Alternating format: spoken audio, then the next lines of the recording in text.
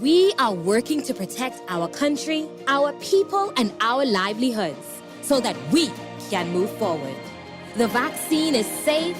The vaccine is easy. The vaccine is essential for our recovery. If we want to rebuild our economy, if we want to get back to our jobs, if we want to get back to our lives, our families, we must do this together. This is Guardian Radio 96.9 FM. Fresh news, smart talk, all day. Wake up, it's a new day. Wake up, it's a new day. It's the start of the new way. Good morning and welcome back to Morning Blend on Guardian Radio 96.9. We're streaming live on GuardianTalkRadio.com and the Guardian Radio app for your smart devices, and on your televisions on Cable Bahamas Channel 969 or BTC Flow Channel 612. Guardian Radio is all over social media, Facebook, Twitter, and Instagram. I'm Chester Robards. Joining me now, Don Sargent. Morning, man. Good morning, Don. How you doing? Still alive. It's just actually kind of shocking, as I forgot the time changed. But the sun is out so much at around 6:30 this morning. Well, we're glad to be in the land of the living. Amen to that. Can't complain about that, right? Right. You can join our conversation today. Tweet us at MorningBlend969 or follow the hashtag MorningBlend. Be sure to like our Facebook page, facebook.com/MorningBlend969. Leave comments and read what others are saying about the topics on the show. You can email us at morningblend@nascar.com, or you can text us on the Guardian Radio text line powered by BTC. Text us at 422-GR96. That's 422-4796. Standard text rates do apply. Also coming up this morning, more weather and traffic for you. And we have business news coming up in Morning Blend Business at 9 a.m.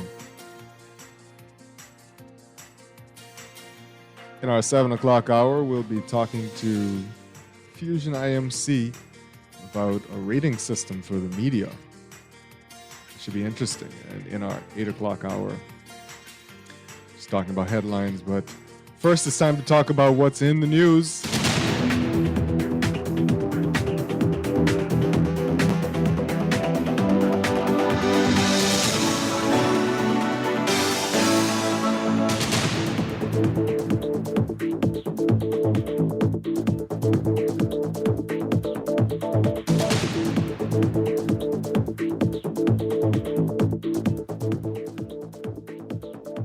So it's good to see that government revenue is having an uptick. That's the headline story in the Nassau Guardian today. Government revenue is up 90% over 2020. And we were talking about this yesterday, Don, but Pam and I were talking about the rating agencies, and she was saying, they're doing their job. But in the business section of The Guardian today, we have our former Minister of Finance, James Smith, saying that rating agencies are unduly harsh. And that was kind of my take on the rating agencies, that, given what the whole world is going through, given what the Bahamas has gone through since 2019, maybe we should get a little leeway. And, the country is seeing a huge uptick in tourism, leisure tourism. And obviously the VAT receipts are showing that. So, why S&P got to beat us up the way they did? But they didn't beat us up as bad as Moody's did. But here we are. I actually haven't paid attention. I haven't followed as closely as I probably should have. The relationship with Standard & Poor's and Moody's with the rest of the Caribbean. But I remember reading that report from the IMF, and Moody's kind of corroborated it, talking about how the pandemic would create a lost decade for most of the Caribbean. And I saw a report, I think it was last week, Friday or Thursday, from Barbados, from the Minister of Finance, who said that the pandemic has essentially brought the country back to economic levels it once was at in 2008. So it like wiped out 15 years almost of, so they said, of economic growth. And that's the story largely for most of the Caribbean. Yeah. And again, but it's hard to say because I haven't been following the statements or the status updates necessarily from Moody's and Standard & Poor's for the rest of the Caribbean. But I expect this to be a very roasty, toasty time for us. Yeah. The whole entire region, actually. But I'm actually very interested now to see how things will pan out, because if you've been following the whole situation with the global economy, especially the U.S. economy, how economists are predicting now we've hit the supposed peak of this economic recovery, and that things are petering out again. Yeah. And more needs to be done in order to avoid a situation of stagflation and a bunch of other issues. Of course, I'm going to be very optimistic here. But I think in our case, it's promising to hear, but you have to remember too, I think we've had basically going on, what is that? That's not really 3 years, but I guess 2 years and change of just an economic wipeout. Yeah.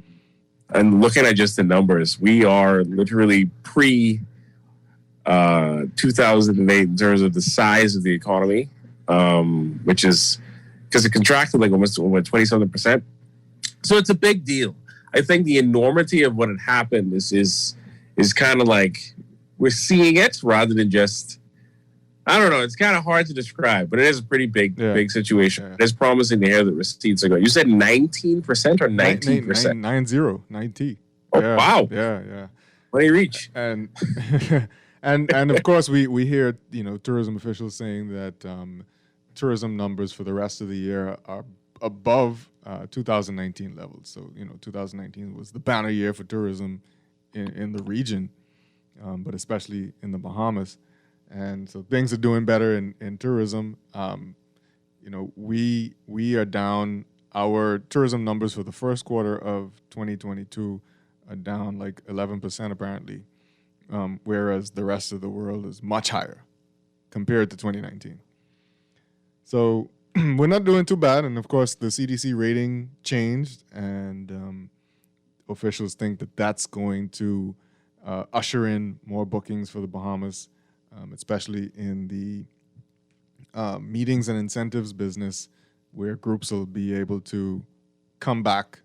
Companies were holding back on bringing their groups here because of that CDC rating and because of the liability that is involved in them, bringing their people to a country that the CDC is suggesting they shouldn't travel to. If they get sick and thing. They like to sue over there across the way. Yeah, of course. So that thing, though, that's a big money maker. You take me to the Bahamas and they get sick. That's it. I can take you for everything you get. Well, yeah, it would allow us to take advantage of some of the pent-up demand, especially in tourism. I saw a lot of announcements, especially in reference to international flights. I think we got a few more flights coming in directly from London. Right. Some more connections. I don't know if those flights from Germany are going to resume again, but things are changing, and it seems to coincide. I don't want to say it like that, but kind of does coincide with the whole vaccination numbers increasing in the country as well, and the region. So it's promising to hear, but at the same time, it makes me wonder then, with the fiscal situation, how, if we're in this situation now, what is the supposed projection? Of course, we haven't gotten there yet. I still a couple more months to go, 7 more months to go to see what the next budget cycle is going to look like. And those some changes are also going to be made to value-added tax. I'm very eager to see how that's going to have an impact on government's ability to generate revenue. There's a lot of things I would say are promising for the future that I'm eager to see. And I think having an optimistic look at the economy is also good for the economy. We're not going to be in a situation also, Chester, where we're going to be in lockdowns and businesses have to shutter left, right, and center, which also like constricts economic activity and commercial activity. So, well, these guys came in and they started spending money, so it must not be as bad as we thought it was. Recurrent expenditures gone up. I think they increased another thing not by too much, but they're like, hey, we're gonna spend some more money. I saw it as juggling of moving more money from one place to the next, cutting budgets here and there, increasing budgets over there.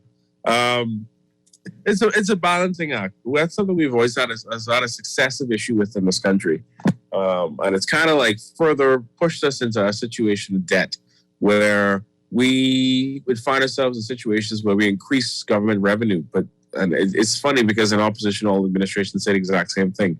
Is you can't increase revenue while simultaneously allowing expenditures and recurrent expenditure to outpace revenue generation. Right. And it seems like that's just a cycle that we're doomed to continue to repeat. Yeah.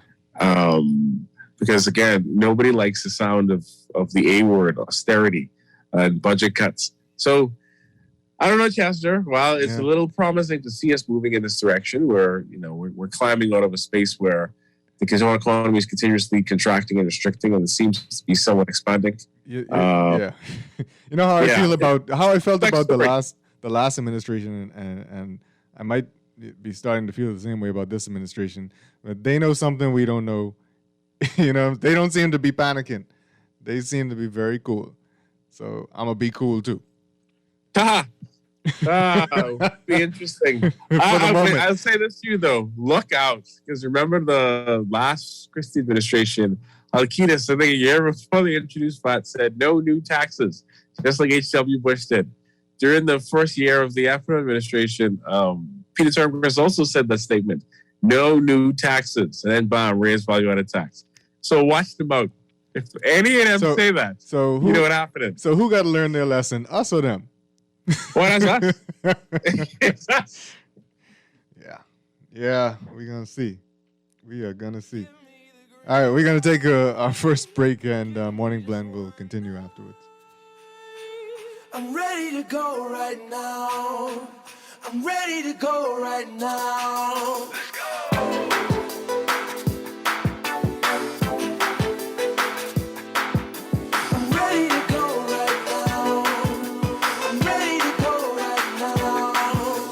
I see you move, I'm checking your smile, working your back like it's going out of style. Shake just a little bit faster, shake just a little now, girl. This is Guardian Radio 96.9 FM, Nassau, Bahamas. This is AP News. I'm Rita Foley. This morning, China says that virtual meeting between President Xi Jinping and President Biden last night sent a strong signal to the world. Xi called President Biden his old friend. President Biden told Xi the U.S. wants a level playing field in trade and on other issues. We believe, and you and I have talked about this, all countries have to play by the same rules of the road. Why the United States is always going to stand up for our interests and values, and those of our allies and partners. Both leaders seem determined to lower the temperature in what has sometimes been a heated relationship. Now it's up to the jury. The jury begins deliberating the charges against Kyle Rittenhouse today. He shot and killed 2 men and wounded a third during a protest in Kenosha, Wisconsin. The AP's Jackie Quinn. After some 2 weeks of testimony, Kenosha Circuit Judge Bruce Schrader says now it's up to the jury for you to determine whether the defendant is guilty or not guilty. As heard on Court TV, the prosecution paints the then 17-year-old gunman pointing a semi-automatic weapon at people protesting a police shooting, while defense attorney Mark Richards says Rittenhouse was ambushed by a, quote, crazy person that night and feared Joseph Rosenbaum was going to get a hold of his gun. He was causing trouble. He was a rioter, and my client had to deal with him that night alone. Prosecutor James Krause. The defense wants you to believe that these people got what was coming to them. I'm Jackie Quinn. A judge in Georgia is denying requests to declare a mistrial in the case of 3 white men charged with killing Ahmaud Arbery. Tensions flared Monday as the Reverend Jesse Jackson joined the black man's parents in court. Defense attorneys say that could affect jurors. The judge turned down their request for a mistrial. The Dow lost 12 points yesterday. This is AP News.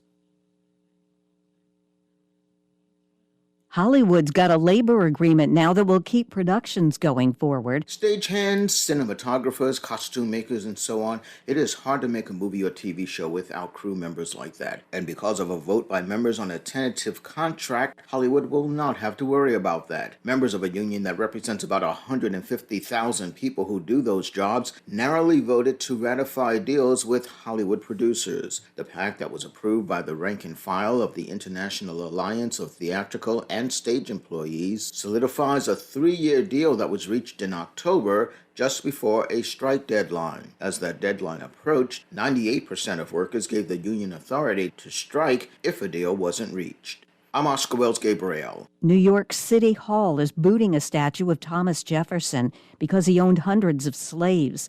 It's going to a historical society. The statue was created in 1833. I'm Rita Foley, AP News.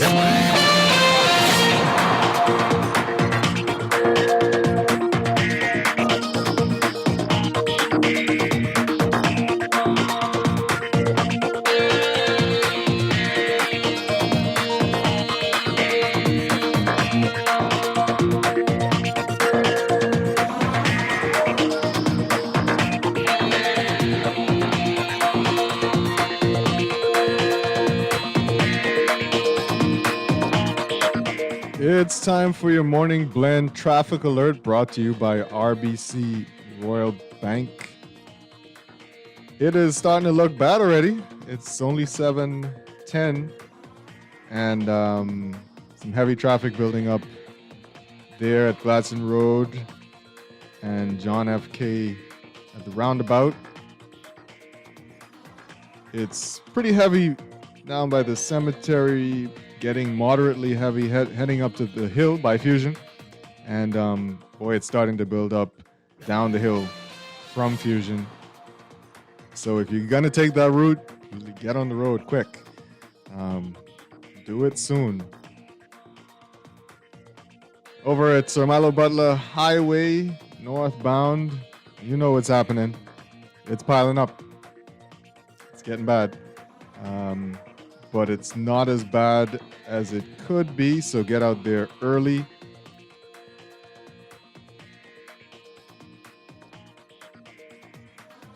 Over on the Eastern Road, not looking so bad yet. I'm not sure what happened yesterday. Maybe someone can text us and tell us, but had a long line of traffic around the 8 o'clock hour yesterday. And East-West Highway looking pretty clear. Prince Charles, of course, at the intersection of Beatrice Avenue, it's starting to pile up eastbound on Prince Charles, but not so bad in the other direction. We'll have another look at traffic for you in the 8 o'clock hour. That's your Morning Blend Traffic Alert brought to you by RBC Royal Bank. Banking reimagined.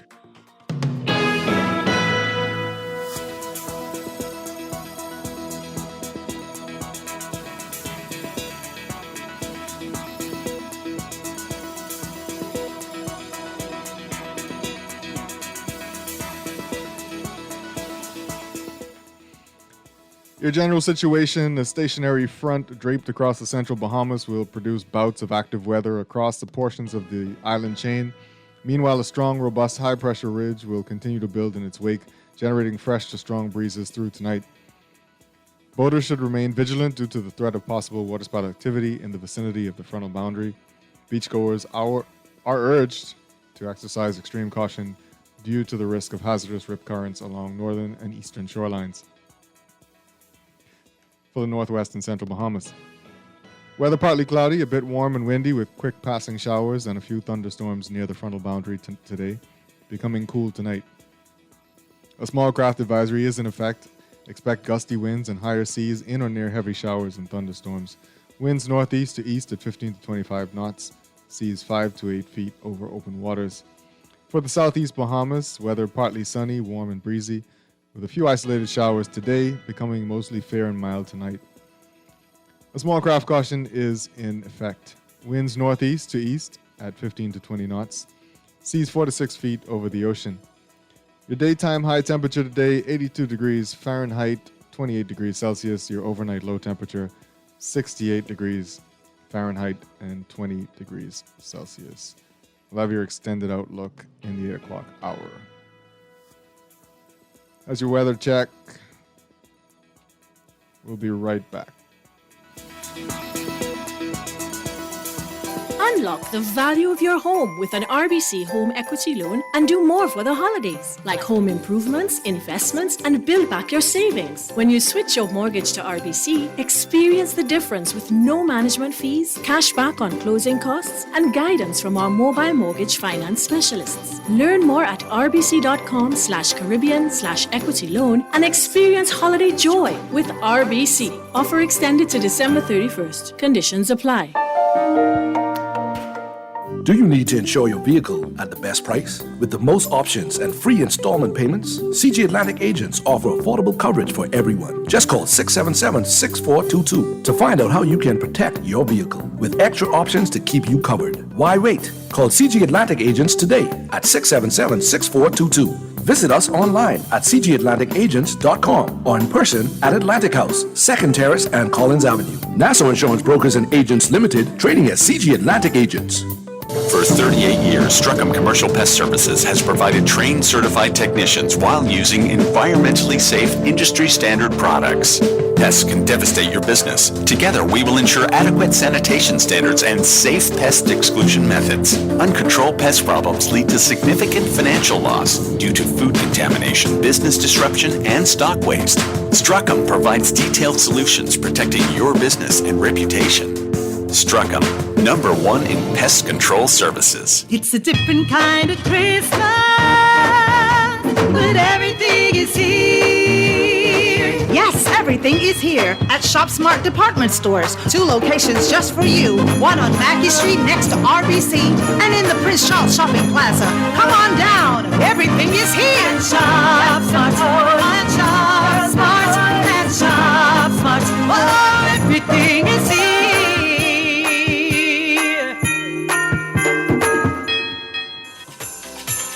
Rev customers already get more channels, more sports, and more speed. Now, we're giving more Christmas with up to $250,000 in cash and prizes. Sign up or upgrade to Rev Trio to win prizes like rent and mortgage payments, trips to see your favorite sports teams, plus up to $20,000 in our Rev Cash Vault. Want to win more Christmas? Call 601-8992 today and ask for Rev Trio. Rev, you and us, together. Hello? Yes, it's time. I know a lot sooner than we thought. Well, that's thanks to those returns from my RF mutual funds. You know they have some of the best performing funds in the market. Yup, with what I've been earning, I can finally set a date for my product launch. Draft the paperwork, I'm on my way. Reach your financial goals sooner with RF Mutual Funds. Sign up by November 29th for a chance to win $1,000. Find out more at rfgroup.com. RF, money at work. This is Guardian Radio, your station for up-to-the-minute news, intelligent, interactive, and engaging conversation. 96.9 FM.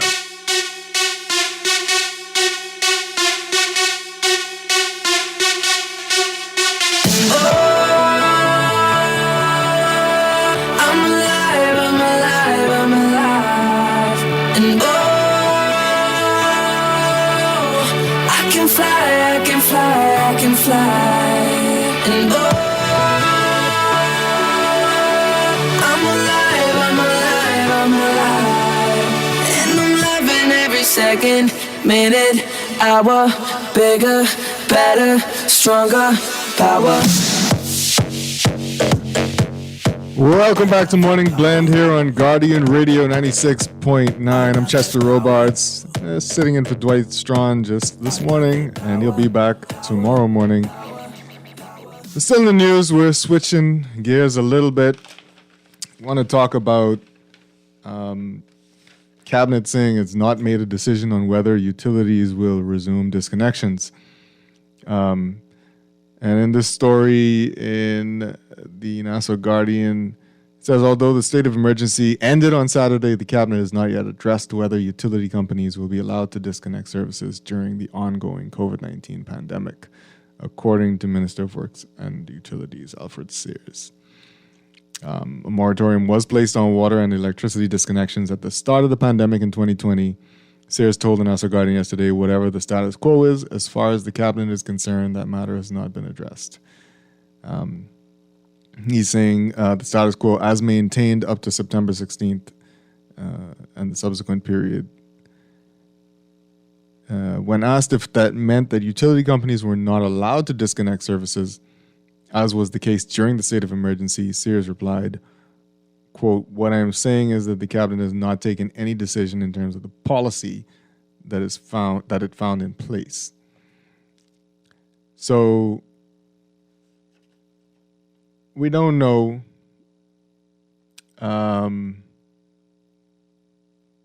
We don't know. Nobody knows. So we know. During the former administration, they don't know yet, right? Yeah, right. Well, I mean, one would think that they would know. I mean, it is a pretty important issue. Water and sewage. They know that they don't know. the thing is, but the thing about these corporations and their relationship to the government, right? You know, the last administration was saying, okay, we can't do disconnections because of the pandemic. People need water to wash their hands because that's important in the pandemic, and I guess they need electricity to go along with that. So, fine, okay, but at what point do these businesses, these companies that are businesses that are supposed to be run like businesses, at what point do they start to get money again? Because you do have people who maybe can pay their bill, but because they don't have to, because they won't get disconnected, are holding off on it. I don't know why you would want to do that, but there are some people who cannot pay their bills, and the company is providing services, sending people out, repairing things that need to be repaired, and the company's not getting any money in. You know what happens to companies that do that? The government pays for them. Yeah, you got it. Yeah, it costs more. At the end, in the long run, you pay for it regardless. Right. Right. It is a tough decision, I think, or a tough position to be put in for this administration. But the good part is that the economy is not in exactly the same place it was when this moratorium was put in place. That is true. There are still a lot of people who are underemployed, or persons who aren't making as much money as they were in the past, or a person who is still unemployed. So the strength of the economy isn't there yet. Right. But at the same time, I have reason to believe that it's going to be a lot more, well, not going to say a lot more. It's still going to be discretion employed, but I suspect there's going to be some renewal of it to some extent. I don't know what's going to happen in the situation of electricity, though. I know for water probably, but electricity I'm not sure. Yeah. Although we are hedging and the costs seem to be consistent somewhat. For past couple of months. So it's kind of hard to say there, but I suspect some decision will be made, and that'll definitely be the case, even if for a short period of time, for like another couple of months. Right. And then we roll right back into the new fiscal year, and that goes away. I don't know. I agree. I don't know. I don't know how much work they do with people to sit down and work out payment plans. But that usually seems to be where they start. And maybe they need to start with much more lenient payment plans for people before going into disconnections. Because like you said, there are still a lot of people out of work. But again, like you said, even if we don't or people don't kind of pay their water and sewage bills, the taxpayers are still paying for it. Yes, and I think we actually removed the Something we were doing for water and sewage, we get so many gallons for free. I think they reduced the amount of that under the last administration. I know they did a lot of things, a lot of cost-cutting measures, essentially, to push the cost more of the cost onto consumers and less on the government's purse. So I do not expect any of those things to be reversed anytime soon. The fiscal headroom just simply isn't there. In reference to BPL too, I don't know what the current fiscal and financial situation is. BPL, there's a whole report that's supposed to come out about the past dealings of one of the boards and the whole financial situation was. And then there's a lot of things up in the air. But again, you have to remember, BPL's made a lot of capital investments across the Family Islands through the length and strength of the Family Islands, especially Rhode Island, Abaco, somewhat in Eleuthera as well. And so I've heard, allegedly, and Cat Island, I'm 100% sure on that, but, during election time, all sorts of things are said. But yeah, especially with the solar grids and stuff. So I don't know, man. I like I said, the longest I can see that happening for is probably 3 to 4 months, if there is any type of extension on that. And by that time, I think the government's objective should be to firm up more jobs, get a lot of these properties to get commitments to reopening again, to get more Bahamians in positions of employment, and then they can start phasing these things out and taking less strain off of the public purse to cover the cost of these things. Yeah, well, that is what I predict. In the case of BPL, they are going to have to formulate a new, very robust and serious strategy to raise some money for the corporation, because like they said, the rate reduction bond, that ain't happening. Nope. So whatever the new strategy is, whatever the new rabbit is in the hat that they're gonna yuck out, I hope to do it soon. Let's put it that way. I still don't understand the rate reduction situation, because that story kept changing every single time. Like, at first it was sounding like it was the way to get BPL out of its fiscal situation and, out of the red into the green and into a better place where they could, save up some money afterwards and make some capital investments. Much needed, right? Well, and then the next thing I heard, we was paying for the LNG liquid gasification plant or side of the LNG plant. But then the next thing I heard, we were going to build everything for it and then sell it to a company. Some of it was a bit confusing, but as far as I know, it's like, just keep changing. And then you ask the at the time minister responsible for it, and then he seemed to not know what's going on either. So it's exceptionally confusing. And then now it was sold to us as though we have no choice in this. This needs to be done. And then the pandemic happened, and then the priorities just completely shifted and changed. So it's hard from a public perspective to then look at all that evidence and then point towards where we're going for the future, because was what was presented to us the truth in the first place, right? Because it can't be two things at the same time. Yeah, they were. So as far as I know, they were going to use the money to retire old debt, and so they'll be sitting on their new debt instead of having the old debt over their heads. And they were going to rebuild the transmission and distribution lines, build another power generation station at Clifton, and that's as far as I know. I don't know about like that rate reduction started to sound a lot like tourism was just like, well, tourism can get us out of the situation. Then they turn into, you know what, tourism is the greatest thing since sliced bread. I'm never leaving this. That's the impression I got with it. I'm very eager to see now that that's completely off the table. What's going to happen now, especially considering, all things with the need to invest, especially in a lot of our Family Islands. I know, I don't know if that's changed, but I know the island of Eleuthera has been dealing with rolling blackouts for almost 2 decades now. Especially in the summertime, it's like, power is going to go off 3 and 4 times, especially if you're in central Eleuthera or South Eleuthera. So, and I suspect with several other Family Islands is a similar recurring problem. And it's just simply, I've been told transmission lines are also an issue, as well as there's not enough power generation on the island or something.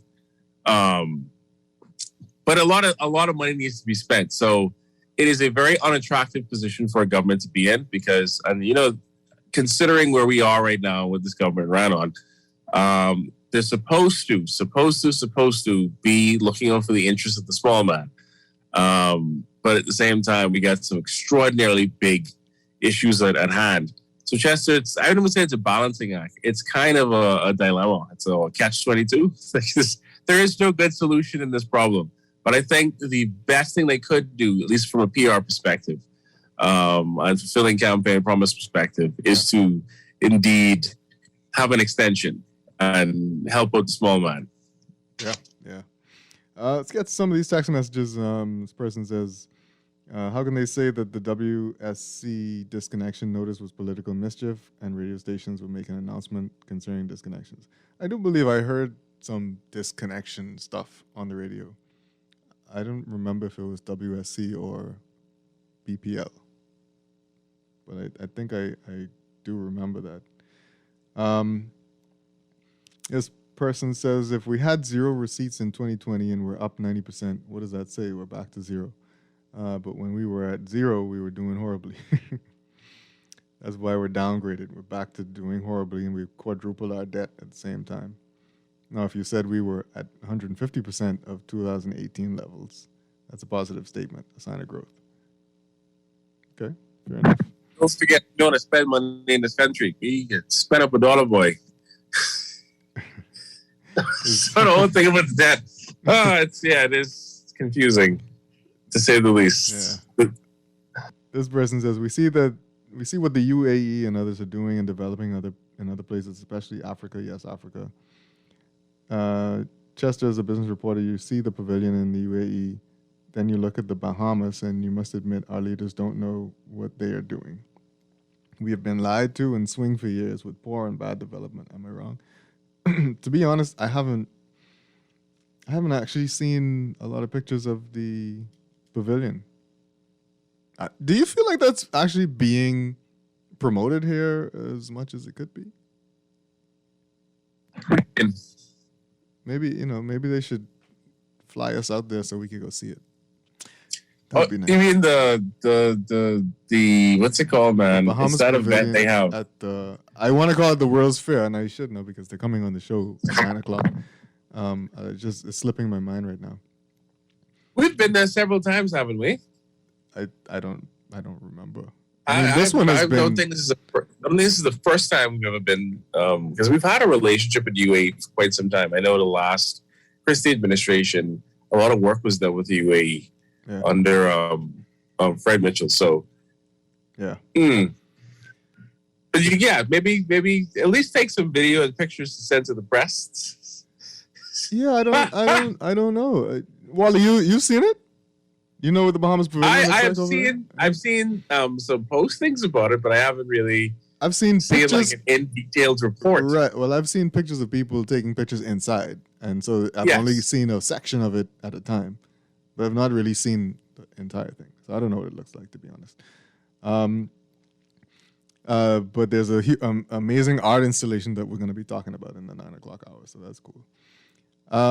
This text says the government set people up by deferring the bill. It isn't like people were making money during the lockdowns, and also these companies have monopolies, so they're inherently inefficient. Well, that's the worry, right? So even when you start to disconnect again, the people who are behind, they're going to probably be disconnected if they don't have a really, really solid payment plan. And when I say solid, a low payment plan. This person says, clearly the PLP led by Brave Davis and Chester didn't have a plan. You can see it with question or whether to disconnect after a pandemic or during. I'm not sure what they're saying there. This person says, uncertainty surrounding utility connections is another example of a government being moved by populist opinion without factoring in implications. Didn't they consider all of the linkages to the state of emergency, like disconnections, support checks, etc.? Just think it through. Do it right the first time. This is so frustrating. Okay, feel you? I feel you. This person says payment plans are needed. BPL needs revenue. Many of these people who say they can't pay their electricity bills are the same ones spending money on a lot of other non-essential things. It's them people money, yeah. I'm sure to some degree that may be happening, but what also is a situation with, I don't know if I can say this, but with some of the more larger properties and resorts on the island. Remember, we've heard about millions and millions owed to this and millions owed to this, and this one wasn't paying this, and the pandemic exposed that these people also. There's a lot of gaps. Yeah. That haven't necessarily been updated in terms of telling us what's the situation with that. A lot of questions to be asked. But yeah, no, the payment plans thing, I think, is something that has to happen, whether or not you have a situation where you're just outright disconnecting people. Because one, BBL needs to revenue, and two, you don't want to just turn people off, not just because of the situation in the pandemic, it's because it's more expensive to get turned back on. And BPL is in the business of making money. So anything they can do to incentivize persons to stay on the service and try to collect as much revenue as a result of that as possible is in the best interest of the corporation. Right. At least from my layman's perspective of looking at it from the outside, because obviously I don't have the financials in front of me on a consistent and daily basis to see the operational costs and everything. But I would wager, like I said, that the government is going to probably, I mean, they should know, right? In my opinion, this is all these things were things that were laid on the table here. So you kind of knew eventually these decisions would come to a head. Yeah. And at some point in time, a decision had to be made on it. So I suspect there's, I hope, some plan. Because it's not like this was a surprise, right? Right. I hope. Yeah, the other thing about those corporations were like it's kind of late in the game to have a peak. Yeah, the other thing about those corporations was they lost a lot of money during Hurricane Dorian as well. So, you can imagine the position that they've been in for the last 2 years. It's been rough. Don't forget, we also have the situation with the Bahamas Mortgage Corporation, right? So it's a lot of quasi-government institutions that are in very wonky situations. Oh yeah. That's the name of the game. Wonky. It's been wonky. And BPL has never minced words about their wonkiness. So, we know how bad that corporation's been for a long time. What are we going to do? What are we going to do? I have no idea. But again, so also in the headlines in the Nassau Guardian today, they're talking about contracts. Auditor General raising concerns over NSA contracts, beaches and parks under scrutiny over contracts. Contracts was another thing that the last administration took the former PLP administration to task with, and now we're seeing it again. And I don't know if it's just some kind of tit for tat that will never stop when governments change. No, it's only corruption when the other guy does it. That's what it is. Huh? And then, and then when you're doing it, it's just like, no, we empower Bahamians.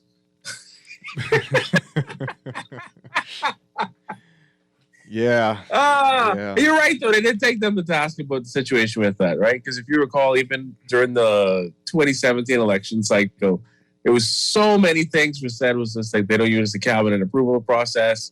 They just given all these contracts, these ministers making decisions on their own. And then they got into the FNM administration, got into power, the minister administration.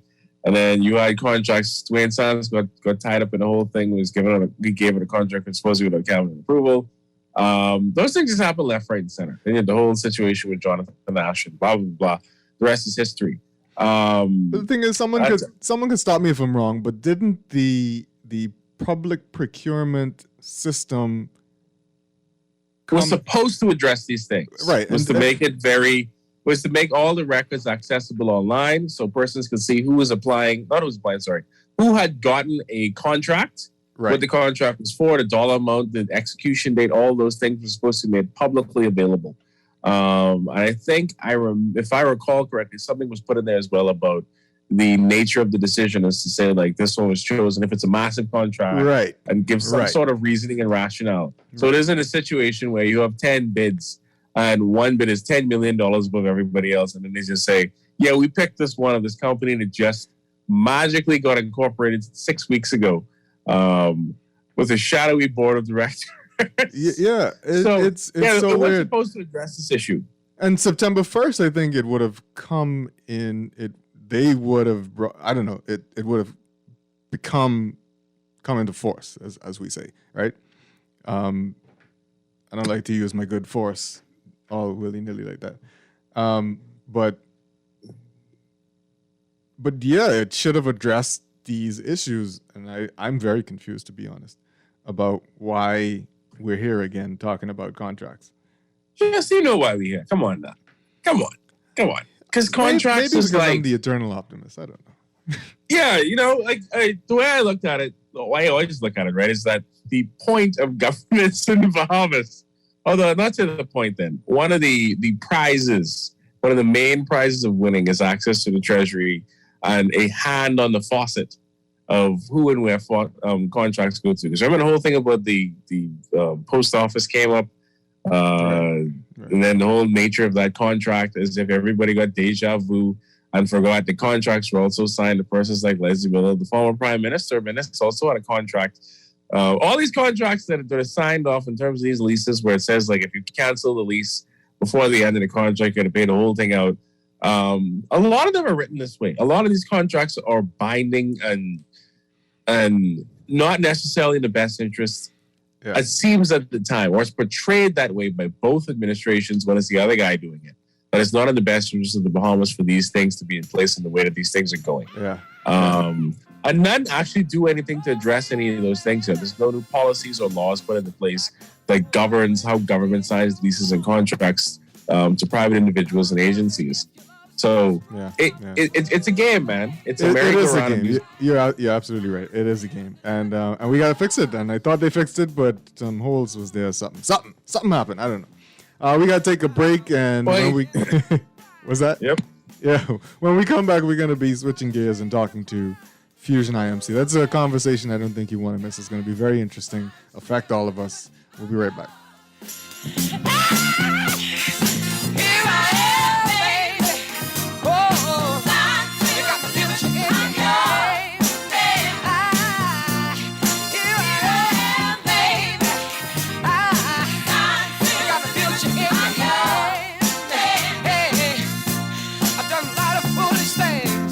That I really didn't mean. Didn't I? Oh, baby. Seen a lot of things in this old world.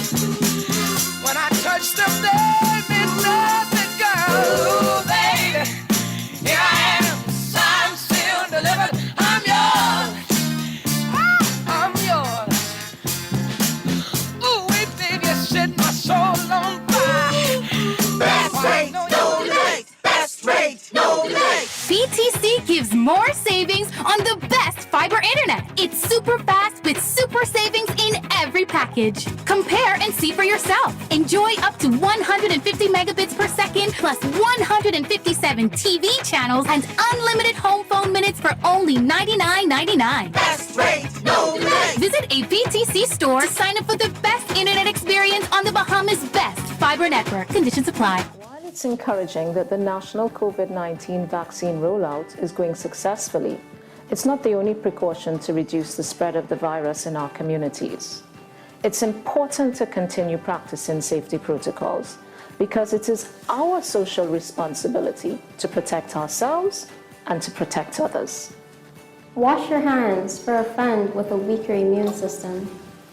Only read and share information from trusted sources to avoid unnecessary panic. I'm gonna need y'all to avoid these large crowds. You could have loved ones at home who have underlying health conditions. Do it. Practicing safety protocols is an act of brotherly and sisterly love. The life you save may just be yours as well as your neighbor. We will win. We will win. This message is brought to you by the PAHO WHO Bahamas and Turks and Caicos Country Office, the Ministry of Health, and the Healthy Bahamas Coalition. That's the sound of a bite-sized payment I made on my new laptop. Can I make a bite-sized payment on this amazing vacation? Yes, with Scotia Select Pay. Now my big-ticket credit card purchases are more manageable with flexible bite-sized payments over 3, 6, 9, or 12 months at a lower interest rate. Scotia Select Pay allows me to better plan my expenses over time. The best part? No credit checks or financing application. Visit bs.scotiabank.com. Conditions apply. Cheney's Chesapeake Road Christmas Wonderland is open under the Big Tent. Get your Christmas trees in pink, frosted, green, or white in a variety of sizes. Musical Christmas LED and laser lights, a large variety of tree ornaments, lighted angels and Santa tree toppers, bright and lively colored Christmas balls in all sizes, garlands, wreaths, tree skirts, stockings, and lots more. Add flowers, picks, and decorative mesh to brighten up your home or office this holiday season. And don't forget the toys at Cheney's Chesapeake Road. Check our selections online at www.Cheney's.com. You've tried everything. ASUS with your mother's cousin's sister's auntie, and even hiding your money under your mattress. But is your money safe? Your Bahamian dollar deposit in a member bank or credit union is insured up to $50,000. If anything happens, your deposit up to the insured value will be returned to you thanks to Deposit Insurance. Visit Deposit Insurance Corporation at www.dic.bf. Protection for your money guaranteed with DIC. This is Guardian Radio, your station for up-to-the-minute news, intelligent, interactive, and engaging conversation. 96.9 FM. Pick me, you acting like you don't know what to do. Pick me, shawty, you know who you should choose. Pick me, I'll show you what love is like. Let me be the one who'll treat you right. Reason one, shawty, I gave you all of me. Reason two, there's no one better than me. Reason three, you and me. Why would you need more? So there is no four, except that I will be yours. Think about it. Welcome back to Morning Blend. I'm Chester Robards with Don Sargent. We are switching gears at the moment. And we got a live read for Prudential. Let me do that. It says PLA's anniversary live read. Oh, yep. Congratulations to Prudential loss adjusters on their 6th anniversary. They are making a difference in the claims negotiation process and extend warm thanks to their clients and vendors for making this possible. Congratulations, Prudential loss adjusters. There you go. All right. We are switching gears, and we will be talking to Fusion IMC in just a second here about their media insights. And we have with us Tyrena Neely-Roll, the founder of Fusion IMC, and to talk to us about this. It's very important, something I think Urka's been trying to work on for a long time, and we're excited to have her on. Good morning, Tyrena. Morning, Chester. How are you today? I'm good. How are you? I'm good. Thank you so much. And so, yeah, we're excited to hear about this. First of all, tell us what Fusion IMC is, and then tell us what Bahamas Media Insights is. Cool. Awesome. So Fusion Integrated Marketing Communications is a boutique regional marketing and public relations firm. I launched it in 2012. And basically, we're a full-service agency that not only operates in the Bahamas, but throughout the Caribbean. We have satellite offices in Puerto Rico, Jamaica, also an office in Central America. And we work with amazing local clients, Salvation Army. We've worked with the University of the Bahamas, First Care Medical Plan, and we've also been the agency of record in the Caribbean and Central America for both MasterCard and Airbnb. So we're like the little engine that could. Yeah, absolutely. Yeah, not a lot of people locally know about us outside of the marketing industry, but we've been around for a little while. And Basically, my experience in the marketing world, especially outside of the Bahamas, has enabled me to realize that basically every other market, Caribbean market, has media insights, right? So there is a company that does detailed research on how the locals in that market consume media. Everything from radio stations to newspapers to billboards and other out-of-home advertisements. They're able to give you information on what demographic, what age group is doing what, how often are they spending time listening to the radio, which days are they reading the newspapers, what sections. Also, do they recall billboard ads when they see them when they're driving, this kind of thing. And so when we're doing marketing campaigns in Jamaica or doing something in Trinidad, we're able to purchase this data so that we can make our best marketing decisions and really target our messaging to the market we're trying to reach. But for the longest time locally here in the Bahamas, that information wasn't readily available to the average marketer or to the average business person. And so in essence, you weren't able to spend your marketing dollars as wisely as you should. And it's something that we've been literally needing and wanting for a long time. And we said, you know what, after we partnered with a research agency, a regional research agency as well. We said, this is something we have to bring to the market. It's time for us to do this so that everybody can market a little bit more intelligently. Yeah, makes sense. Makes sense. Now, is this, I have to ask, is this in conjunction with what IRCA had put out earlier this year? This is not. This is something that we've been working on for about a year. We started our field work in August. And it's a three-prong approach. So we just wrapped up the quantitative section. So that is like the survey that we put together. It's literally a 45-minute survey. It's nationally representative because we interviewed more than 1,000 respondents. So that's the first step. And then we also have detailed media diaries where we sit down with persons for a full week and really monitor through an app how they interact with media for every waking hour. And then we're also doing a series of focus groups. So this is an independent study that we are putting on, and it's completely, objective and independent. So you're actually well into this already. Yeah, we already have some of our findings. Like, we're really excited to start releasing some of them, and the full report should be ready in mid-December. Oh, wow. So is there anything you can kind of give us some, forgive the pun, insight into now? I wish, Chess, I'm going to come back and give you all the good stuff. Okay. I want to lay it on you bit by bit. Yeah. And so I just want to kind of like seed the market right now, and then I'll come back and definitely give you some good insights.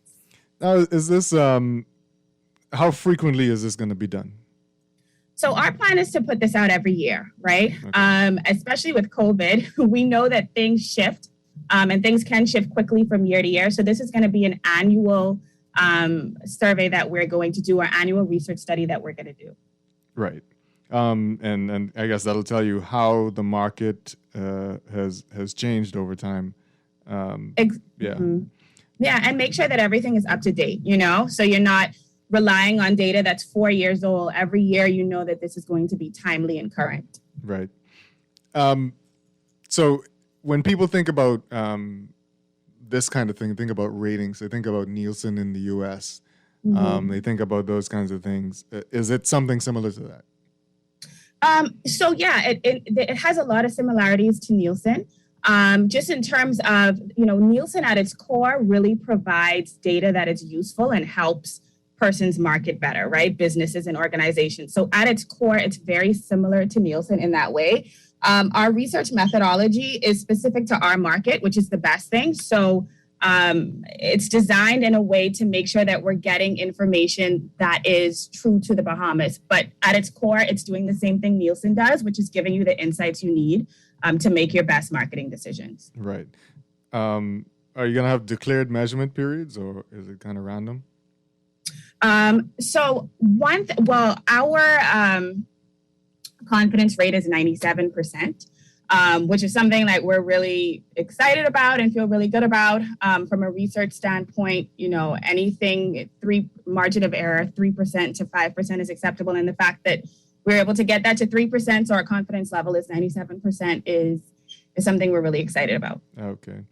Are you able to talk about some of your measurement techniques and metrics, like measuring radio and television audiences? So what we were able to do is, and let me pull up my notes here, because we have partnered with a company called DMR Insights.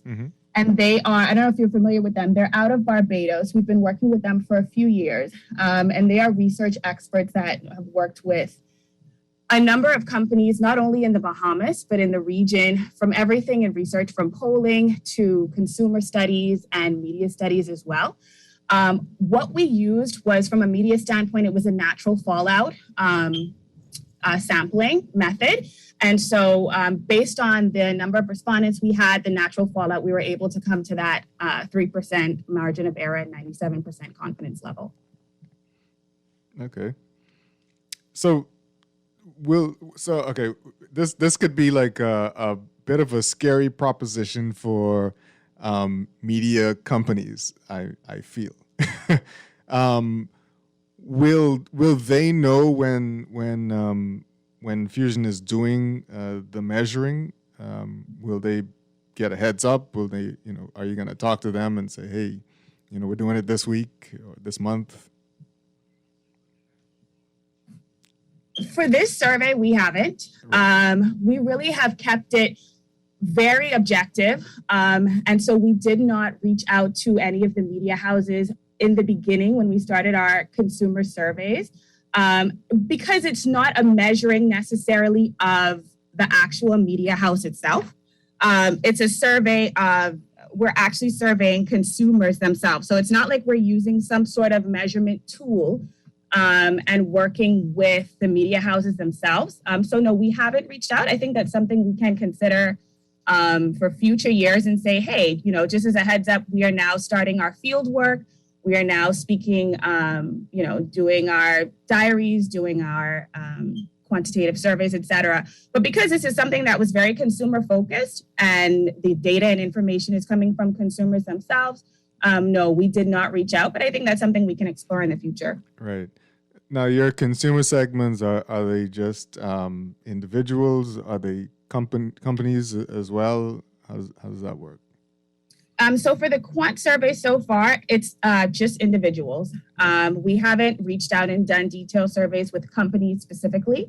These are individual media habits for consumers. And so we wanted to get that raw information from the average individual consumer. Right. It's not a customer service survey where, this is, wanting to get data on how companies are utilizing, different media options. No, we want to know how the individual local person in the Bahamas is consuming media, because it's designed. I mean, this is something that's really useful for all businesses, but especially useful for retailers and persons that operate in like that food service, consumer retail industries. And so, yeah, for us, the main target was the individual consumer. Right. You said it's a 45-minute survey. So, for us people in this industry, we're wondering, okay, how are you measuring, say, a radio audience? Is it taking into account how people listen to the radio, like online, or through how we have streaming on television? Are those things taken into account? Yeah, definitely. So for radio specifically, since you mentioned that one, we have several probing questions that really want to explore how people are consuming the radio. So streaming, yes, that's included. Whether they're actually where they're listening to it. Are they listening to it in their cars? Are they at home listening to it and streaming it? Are they streaming it on a mobile device? Are they streaming it on a computer? Really questions that deep dive. And then outside of the quantitative survey, we're also exploring all of those nuances as well through the media diaries and through the focus group. So yeah, it goes into detail. It's not just, are you listening to the radio? Yes or no, which stations, but also deep dives into all of the different ways, especially with technology, that we're able to interact with media now. Got you.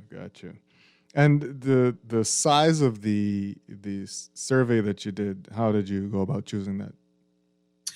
So when you say the size, you mean the number of respondents, Right. or you mean the actual? Okay. Yeah. So 1,000 persons is typically for our population size, considered to be nationally representative. There aren't a ton of surveys locally that have been done, not even locally, just regionally, where you're able to actually meet that 1,000 person respondent level, especially with a lengthier survey. So it literally took us from August to October to get that number of respondents. But that is the industry standard to have for our population size, a nationally representative survey with a low, with a 97% confidence level. Right. Is it going to be, I know obviously we live in an archipelago, is it going to be broken out also into the different islands and how they consume media? So for that nationally representative model, we actually conducted field work here in New Providence, in Grand Bahama, and also in Exuma. And with the population and the numbers that we got from those main islands, we know that it's definitely something that we can rely on to be representative of the entire population. But we have been speaking with potential clients recently, and there is a lot of interest for persons who want to deep dive into information or data for specific islands outside of those three. And so that's something that we are going to look at doing for individual clients. But in terms of having something that we can say, we feel really confident that this is how the entire population, based on our population size, the data is correct. New Providence, Grand Bahama, and Exuma is where we did field work. All right, good. We're going to continue the conversation on the other side of the news break. Tyrina, stick with us. We'll be right back after this. Thanks. Shawty, you know who you should choose. Pick me, I'll show you what love is like. Let me be the one who will treat you right. Stop playing, girl, look. Acting like you ain't feeling me, quit playing. See, I'm like the realest dude you'll ever meet in your life. Someday you might be my wife. We gonna have some kids, cars, a house, a dog. Take you from prepaid to postpaid. Attention to me, girl, here's my number. Give me a call. Don't make me wonder. Come and be mine. When you fall, I'll be there to pick you up. Girl, I'm empty for you. Let your love fill my heart. Take me. You acting like you don't know what to do. Pick me. Shawty, you know who you should choose. Pick me, I'll show you what love is like. Let me be the one who will treat you right. Listen up to my voice. Girl, if I was your choice, you would feel so light. Girl, if you decide I can change your life, be mine. Let me in your heart. Hurricane season is here. If you're not prepared, it can really turn your life upside down. Fortunately, there's CG Atlantic General. Our people are here, ready to assist at a moment's notice, with protection like alternative accommodation for those who are displaced due to a storm. It's our priority to make sure you have what you need when you need it most. So when your life gets turned upside down, we can help to turn it around. CG Atlantic General. Good like that. Security and General Insurance Company Limited, trading as CG Atlantic General. Contact a CG Atlantic General broker today. To win a relay, each team member must do his or her part in the race. If one member drops the baton, it impacts all of us. Across all ages, genders, abilities, nationalities, cultures, or religions, we are all on the same team, and we all have a role to play in getting to the finish line to win the race against COVID-19. Don't drop the baton on safety. Wear your mask over your mouth and nose. Keep at least 3 feet distance from others. Do not touch your face. And wash or sanitize your hands often. Together, we will win. This message is brought to you by the PAHO WHO, Bahamas and Turks and Caicos Country Office, the Ministry of Health, and the Healthy Bahamas Coalition. Tired of banks forcing you to use technology to bank the way they want you to? Your convenience is important. So no matter what your banking needs, Commonwealth Bank's friendly staff are always available in branch for that personal one-on-one service. But when you choose technology, our online and mobile banking app offers you state-of-the-art functionality. The choice is yours. Commonwealth Bank. Bank the way you want. We are working to protect our country, our people, and our livelihoods so that we can move forward. The vaccine is safe. The vaccine is easy.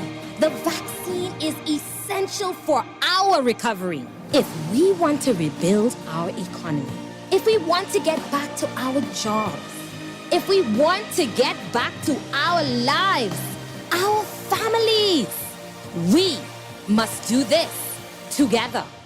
Technology makes every day in life just a little bit easier. Whether it's for joy, productivity, or creativity, Custom Computers has all the latest gadgets to conquer any obstacle. Imagine automating mundane tasks with tech and living a freer, richer lifestyle, all while staying on top of your goals. The path to freedom could fit in the palm of your hand. Discover tomorrow's technology today at Custom Computers on Patton Street, Cable Beach, and Caves Village through the Blake Road entrance. This is Guardian Radio, 96.9 FM, Nassau, Bahamas.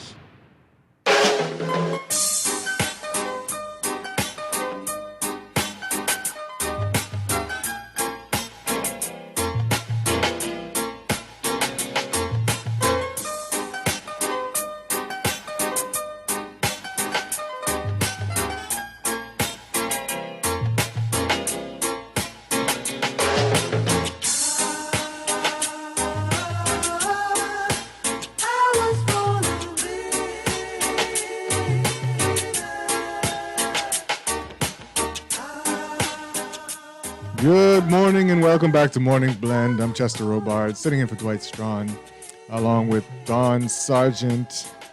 And we are talking with Fusion IMC about its media insights. We're on with Tyrena Neely Roll and the founder of Fusion. And we were having an interesting conversation before the news break, just about what it is and what's going to be happening. So Tyrena, just give us a quick overview for those people who are just signing on to the show about what the Media Insights is and what you're going to be doing. Sure. So Bahamas Media Insight will be providing insights, data on how consumers in the Bahamas utilize media. So I mentioned before the news that, in other markets throughout the Caribbean and the world, there are research studies and information available for persons who spend money on advertising, right? Whether they're marketing professionals or business owners, anybody who's spending money to advertise in a market can typically access information on how consumers use media, what time they're listening to the radio, what newspapers are they reading, what is their ad recall rate on out of home, and all the different media channels. But for the longest time, this wasn't available locally. And so Bahamas Media Insights is a consumer research study specific to media habits and some purchase and shopping motivation information that really just deep dives into how consumers are utilizing media so that persons can spend their marketing dollars more wisely and really target their messaging to their audience. Right. Now, I was going to ask you about this. What is out of home? Oh, so out of home is all of the advertising messages you see when you are out of home. So that's bus shelter ads, billboards, whether they're static or digital billboards. So anything you see when you're on the road or out of your home. Got you. Okay. Thorough. So how will people be able to access this information and who is it for really? So really, it's for anyone who spends money on marketing, right? Because at the end of the day, we are in an economic time where your bottom line is very important. And so anything that you can do to avoid, wasted spend is something that's worth the investment. So if you are somebody who spends any amount of money on advertising, then I think this is something that is incredibly useful for you. It's useful for anyone in the advertising industry. It's useful for media houses. It's useful for business persons in general. And this is an annual study that we will do. This year's study will be available in December, by mid-December. You can visit our website. It's bahamasmediainsights.com to reach out to us and see the various options for purchase. And once you reach out to us, either through our website, you can email us at info@bahamasmediainsights.com, or you can call us at 502-9407. We can give you a little bit more information, and you can subscribe to this annual survey. Oh, so it's subscription-based as well. Correct. Yes. Interesting. So now I got to ask this question. Is this something that media houses are going to be shaking in their boots about? Is this something that could be a potential eye-opener or even a business changer for them? I think when you're looking at data in general, there's always that, I think, level of, what's the right word I'm looking for? I don't want to say concern. When you're going from a place of lack of knowledge to knowledge, right? And that's basically why we did this study. From a marketing specialist perspective, we need to know, right? I need to be able to tell clients definitively, this is why I recommend that you advertise on this media channel or using this, station or outlet. Because of XYZ reasons. And so I think maybe there may be a level of trepidation or apprehension because we're moving from a space of lack of knowledge to knowledge. But I think that knowledge is worth whatever trepidation comes with it. I think it's really for the benefit of everyone. Even the media houses, I think having access to this information is going to do, the business community as a whole a lot of good. Yeah. And that's the thing, right?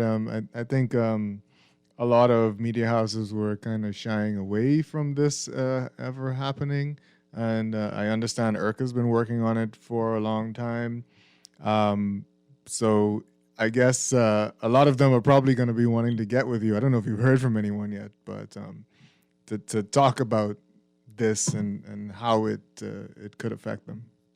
Yeah, and definitely open to definitely having dialogue and speaking, for sure. And I think what I read about what IRCA is doing is specific to radio and television. So for Bahamas Media Insights, it's a little bit broader than radio and television. And then we're also deep diving not only into the raw numbers in terms of listenership, viewership, et cetera, but also deep diving into consumer motivations a little bit too. Where do you listen to the news? Do you listen to it on the radio? Are you reading the paper? So kind of that layer that goes a little bit deeper and really provides a more robust and well-rounded information for someone who's, sitting down and saying, okay, I have $5,000 to spend on advertising. What's the best way for me to spend this? Or I have $50,000 or I have $500,000. What's the best way for me to utilize this media spend to get the best bang for my dollar? Right. I know you said you're not giving anything away, but do you also take into account from the consumer side how they use social media?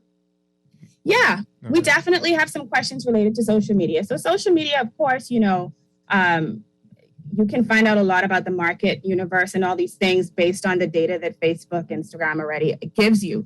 But in terms of why persons go to social media, or even outside of social media, digital media in general, what websites or where people are interacting on the web, we do have questions, and we do explore those options as well to give us more insights on social, because a lot of Bahamians are on social media. And so, yeah, we definitely explore that. Excellent.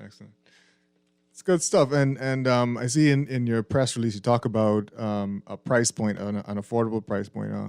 What's it going to cost for people to get this information on an annual basis? Right. So, generally, this type of research was out of reach for many persons, many business owners, because an independent study like this would typically cost upwards of $30,000, $40,000 to execute. Yeah. What we've done is really democratize this type of research for the average Bahamian business person, marketing professional. So the packages start at just under $3,500. And there's 3 packages, one for just under 35, one for just under 65, and one for just under 10,000. Okay, so and how do the packages differ? So at the just under 35 level, that gives you specific information on radio and a little bit of information on television as well in terms of deep diving, and then gives you some insights on a few of the other media channels as well. And then when we go into the next level, that gives you, of course, everything you have in the first level, but it deep dives into newspaper and out of home as well. And then for the more robust, or what we call the enterprise package for larger companies, this is, the meat and potatoes. This is everything that analyzes all of the media channels and deep dives into consumer motivation as well. Okay, wow, that's a lot. That's a lot. That's going to be very exciting to see when that comes out. You said mid-December we should expect the first report. Correct. Yeah, mid-December we should have the report ready to go. Of course, before that, we're going to send out a press release and then do another media blitz where we talk about some of the initial findings. But the report will be ready for all of the subscribers in mid-December. Oh man, you're gonna leave all these places salivating for this information. Yeah, this chat with me and you, Chess, is just an appetizer. We got a main course on the way. Yeah, and I'm a little nervous and all, No, just to see what comes out of it, I like excited, not nervous, excited. Yeah. So, thank you for sharing all of that insight, Tyrena, and we look forward to hearing what we're doing in the media and how we're doing in the media and how people are consuming the information in this country. That's going to be very, very interesting. Thank you again, and we appreciate you. Thanks, Chester. Always a pleasure speaking with you. Thanks so much. Always a pleasure. We're going to take a quick break, and we'll be right back to wrap up Morning Blend.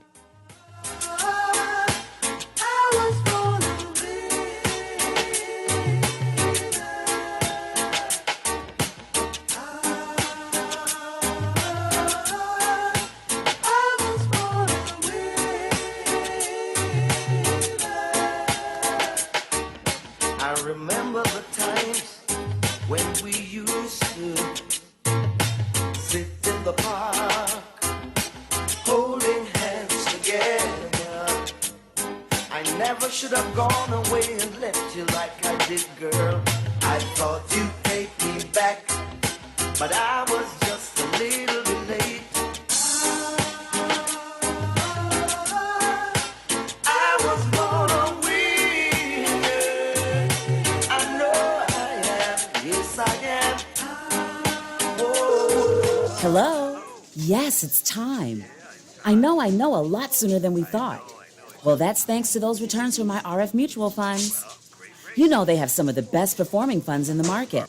Yup, with what I've been earning, I can finally set a date for my product launch. Draft the paperwork, I'm on my way. Reach your financial goals sooner with RF mutual funds. Sign up by November 29th for a chance to win $1,000. Find out more at rfgroup.com. RF, money at work. Best rate, no delay. Best rate, no delay. BTC gives more savings on the best fiber internet. It's super fast with super savings in every package. Compare and see for yourself. Enjoy up to 150 megabits per second plus 157 TV channels and unlimited home phone minutes for only $99.99. Best rate, no delay. Visit a BTC store to sign up for the best internet experience on the Bahamas' best fiber network. Conditions apply. Wendy's and Coca-Cola are back with $45,000 worth of upgrades for you. Upgrade your premium lunch combo to a large or purchase a large salad and a Coke product and get your scratch card for a chance to win thousands of prizes instantly. You can win a PlayStation 5, plane tickets with spending money, weekend hotel stays, an iMac, iPads, iPhone 13, tool sets, washer and dryer set, and thousands more prizes. Visit Wendy's Facebook page for more details on the Upgrade My Life promotion. Rules and restrictions apply. Screws and Fasteners World, Balfour Avenue and Palm Beach Street,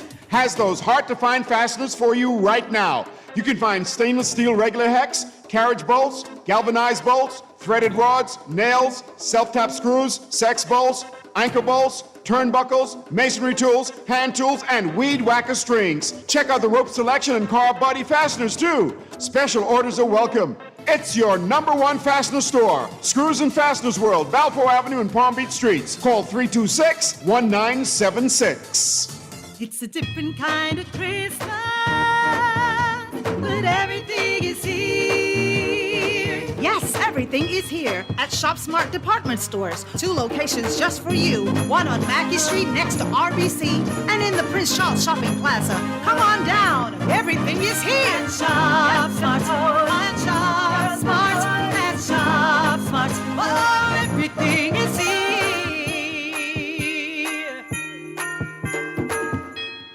RBC can help you wrap up the year with holiday joy with an affordable auto financing package. Take advantage of up to 100% financing, competitive interest rates, extended repayment terms, backed by our mobile auto RBC sales experts who will meet with you safely at your convenience. Find out more at rbc.com/Caribbean/autoloan and experience holiday joy with RBC. Offer extended to December 31st. Conditions apply.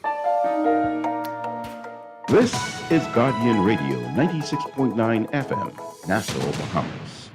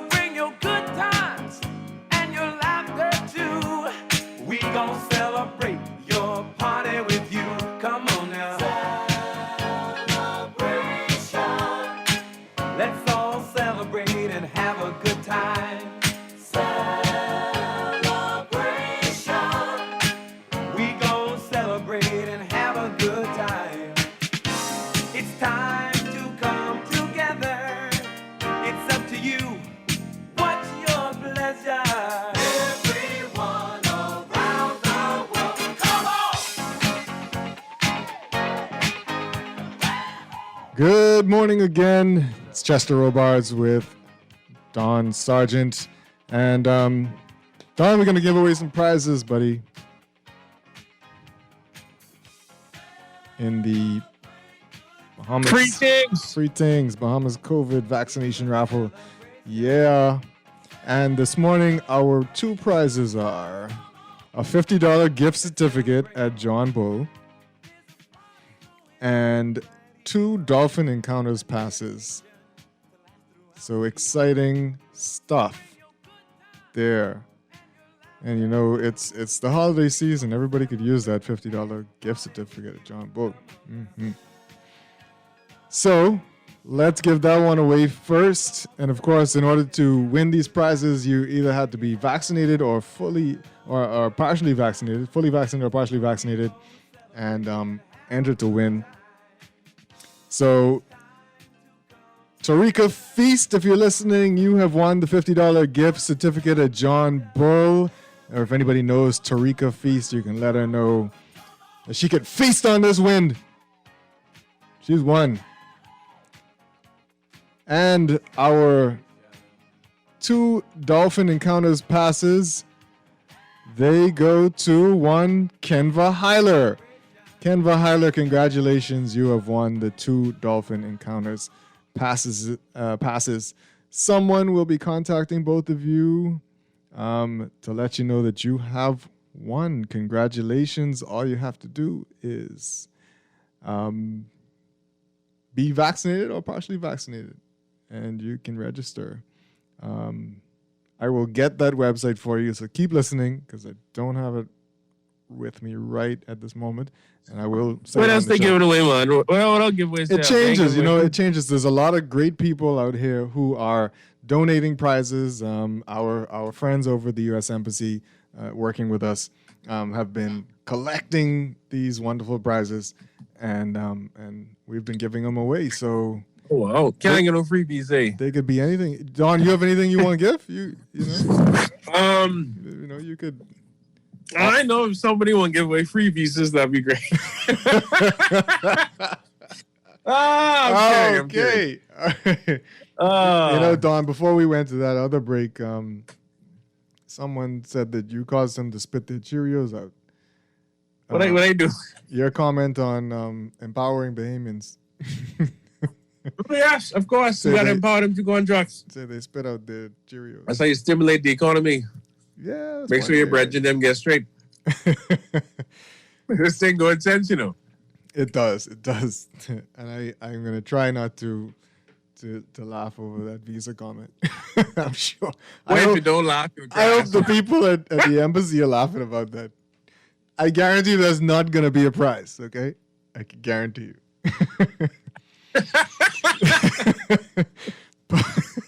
Oh, that'd be something, if there's like free visas, just come for your interview and everything and bring your paperwork.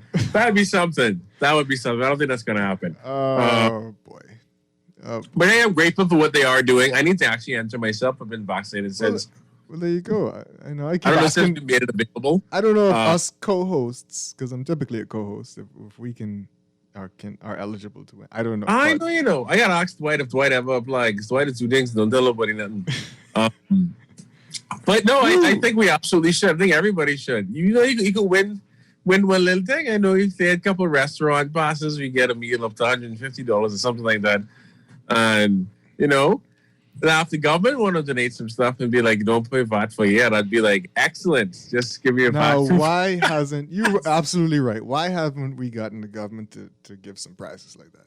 That's true. Exactly. Yeah. I think the state of Vermont also did I think it was Vermont. They did a vaccine lottery where, like, if you got vaccinated, whatever, you could win $100,000, $200,000. I say we have to do something, and I really appreciate the businesses in this case reaching out far and wide, right, from all over the place, encouraging Bahamians to get vaccinated, to help spread the word.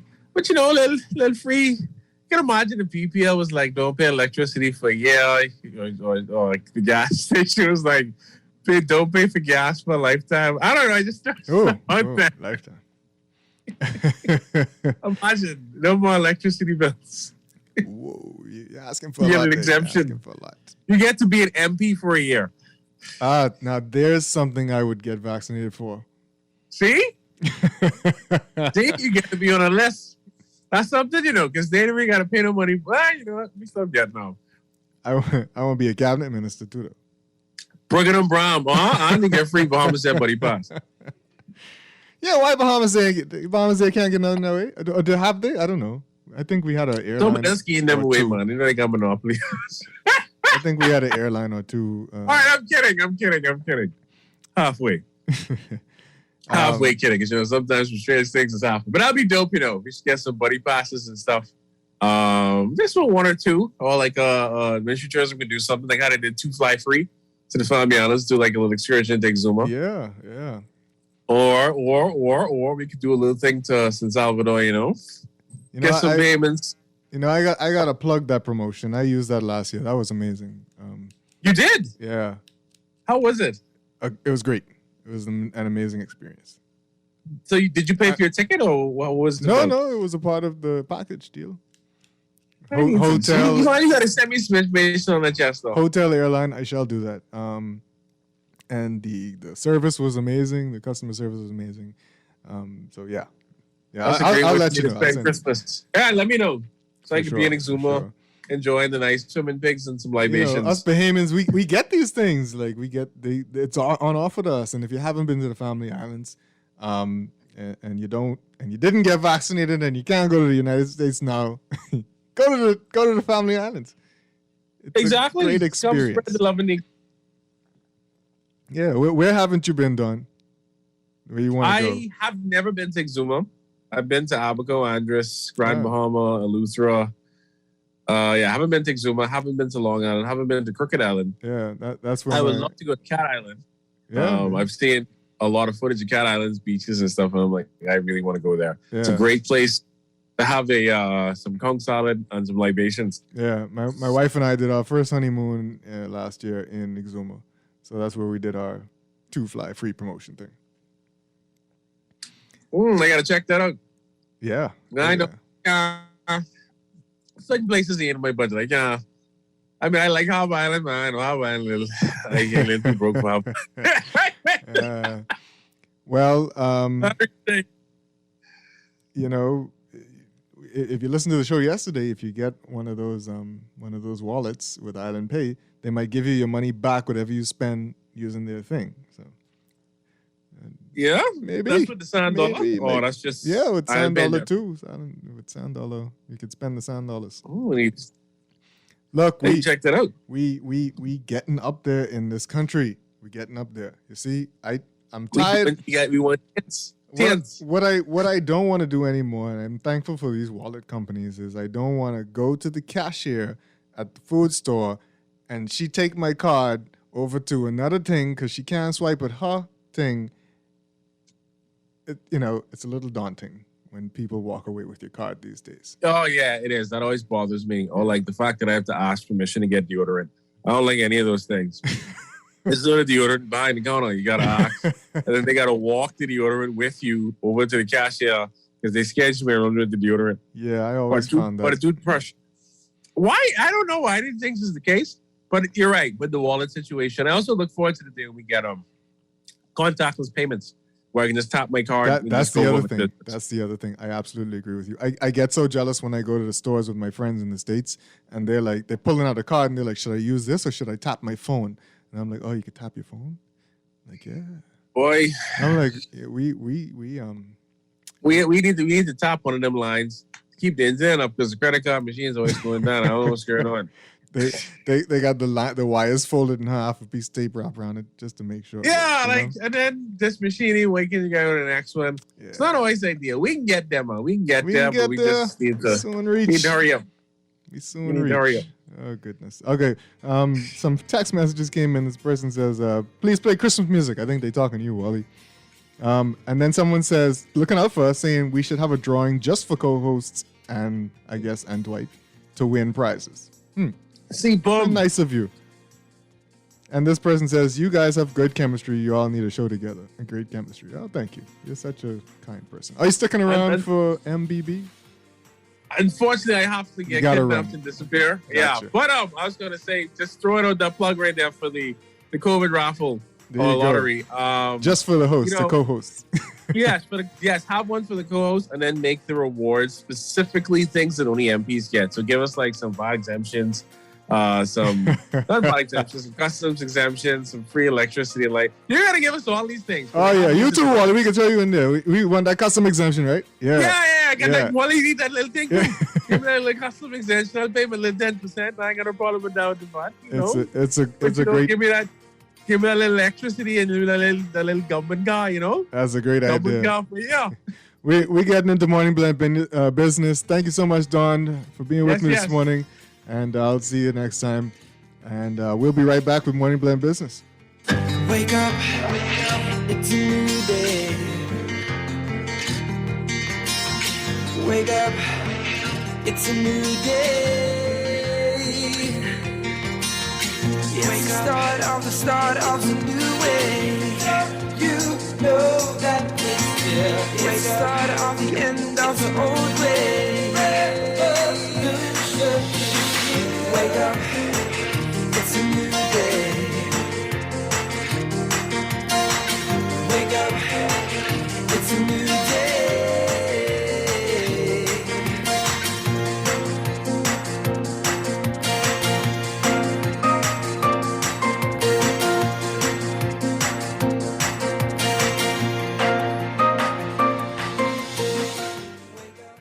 This is Guardian Radio 96.9 FM, Nassau, Bahamas.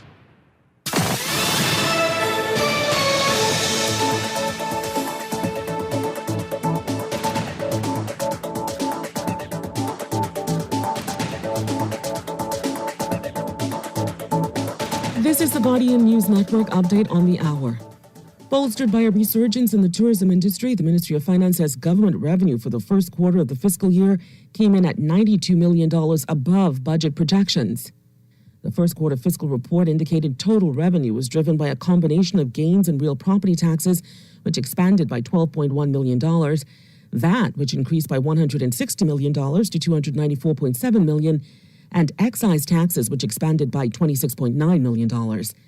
The ministry in a statement called that an encouraging signal that the economy is beginning a sustained recovery due in part to worldwide COVID vaccinations and the relaxation of lockdowns and health and safety restrictions. In other news, a man is under arrest after police say he struck a woman with a car in a bid to end their domestic dispute. Police press officer ASP Audley Peters says residents along Key West Street stopped him from fleeing the scene after his car overturned. The driver of the vehicle came through the street and ran the lady over with the vehicle. As he did so, he struck another vehicle. His vehicle came to a stop, and a vehicle overturned, and he exited that vehicle and attempted to leave the scene. And so doing, the persons in the community was able to accost him, and so he's now in custody. Police say the woman sustained several abrasions to her body. And East Grand Bahama MP Kwesi Thompson is set to file his nomination for F&M leader today. That from the party's convention committee, as time is running out for other contenders to step forward. At present, fellow Grand Bahama MPs Iram Lewis and Michael Pintard are the only other challengers to formally enter the race. That party will select its new leader at convention November 27th. That's what's making headlines at this hour. Stay with us. AP Update is next.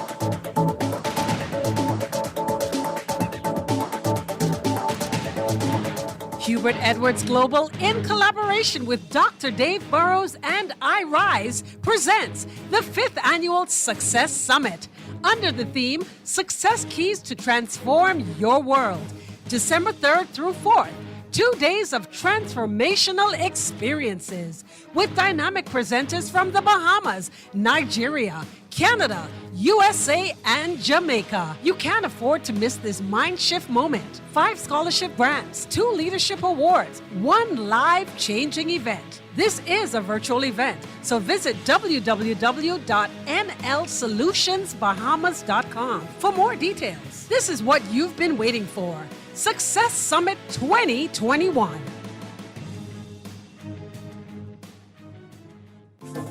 Do you know you can get your business cards designed and printed for as low as 18 cents a card?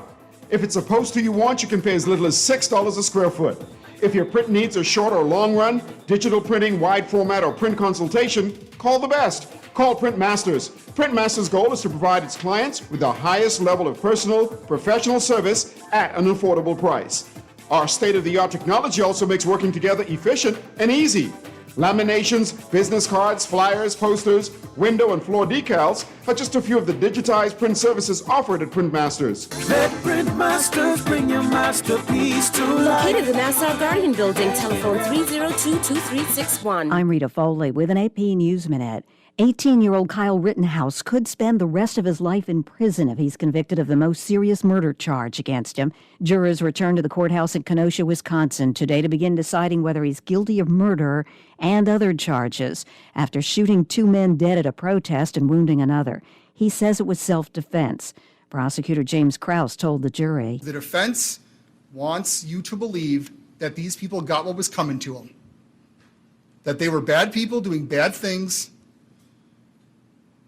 and we should be proud and boastful of Mr. Rittenhouse for killing them. Defense attorney Mark Richards. Ladies and gentlemen, this is a political case. We can take politics out of it as in Democrat and Republican, but the district attorney's office is marching forward with this case because they need somebody to be responsible. The sound from Court TV. I'm Rita Foley.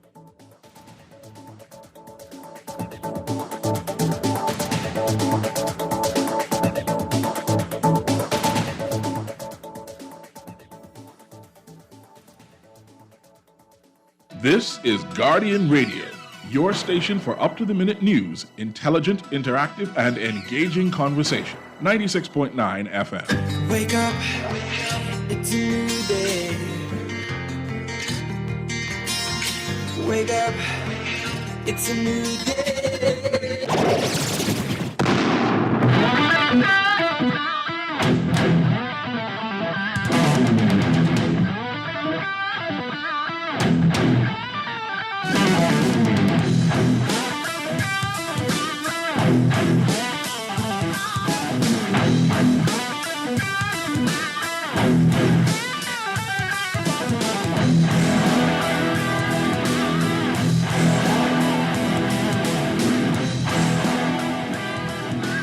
Good morning and welcome to Morning Blend Business, and welcome back to our Morning Blend listeners. Today we're talking to Cable Bahamas about their Christmas promotion, Real Magic, More Christmas. And we're speaking with the marketing and TV manager, Mikkel Ferguson. Welcome, Mikkel. Morning. How are you, Dwight? Great. This is Chester. It's okay, though. Oh, sorry. And just want to, tell us about this Christmas promotion, Real Magic, More Christmas. Very interesting name for it. Yes. Mm-hmm. So we're delivering real magic and more Christmas. You know, our customers are already used to more channels, more sports, more speed. So now they actually deserve more Christmas. So at this time of year, it's important for us, to take a moment to stop and reflect on the past, year and a half it's all been. It hasn't been easy for a lot of us. So we want to do our part and be able to deliver that real magic of Christmas. The sparkle in the eye of kids when it's Christmas time. And we just want to be able to provide that type of feeling and the spirit of Christmas to our customers this season. Okay. So what's involved? How do people experience the real magic? What happens is, we're actually going to be awarding 10 lucky customers. So we're getting our Rev Elves involved. So that's our staff members. Revs. The Rev Elves. They're going to put on their Rev Elf hats, and they are actually going to select 10 customers, so 10 loyal customers. So our staff makes connection with these customers daily. So whether it is that they're going into the home as a technician to install or make a service call, or if they're answering the phones at our 24/7 call center, it's important that we, celebrate these connections. So 10 lucky persons will be selected by our staff, and we're going to surprise them on their doorstep with prizes like televisions, rent and mortgage payments, free cable services for a year. And that's just one part of how we're delivering real magic to our customers. In addition to that, we're also doing 31 days of giveaways. So if you are a Trio or a Trio Plus customer, so most people know what Trio is. Trio literally we give it away to shop. We give TV, voice, unlimited voice, and 75 megabits, plus all premium sports are included in Trio. However, we've made that offer even better with our Trio Plus. So everything that you get in Trio, plus you get 33% more speed, which is 100 megabits per second. You get free HBO, so that's 10 channels of HBO. You get Rev TV Kids. Of course, the kids are going to be home. You need something to entertain them this Christmas.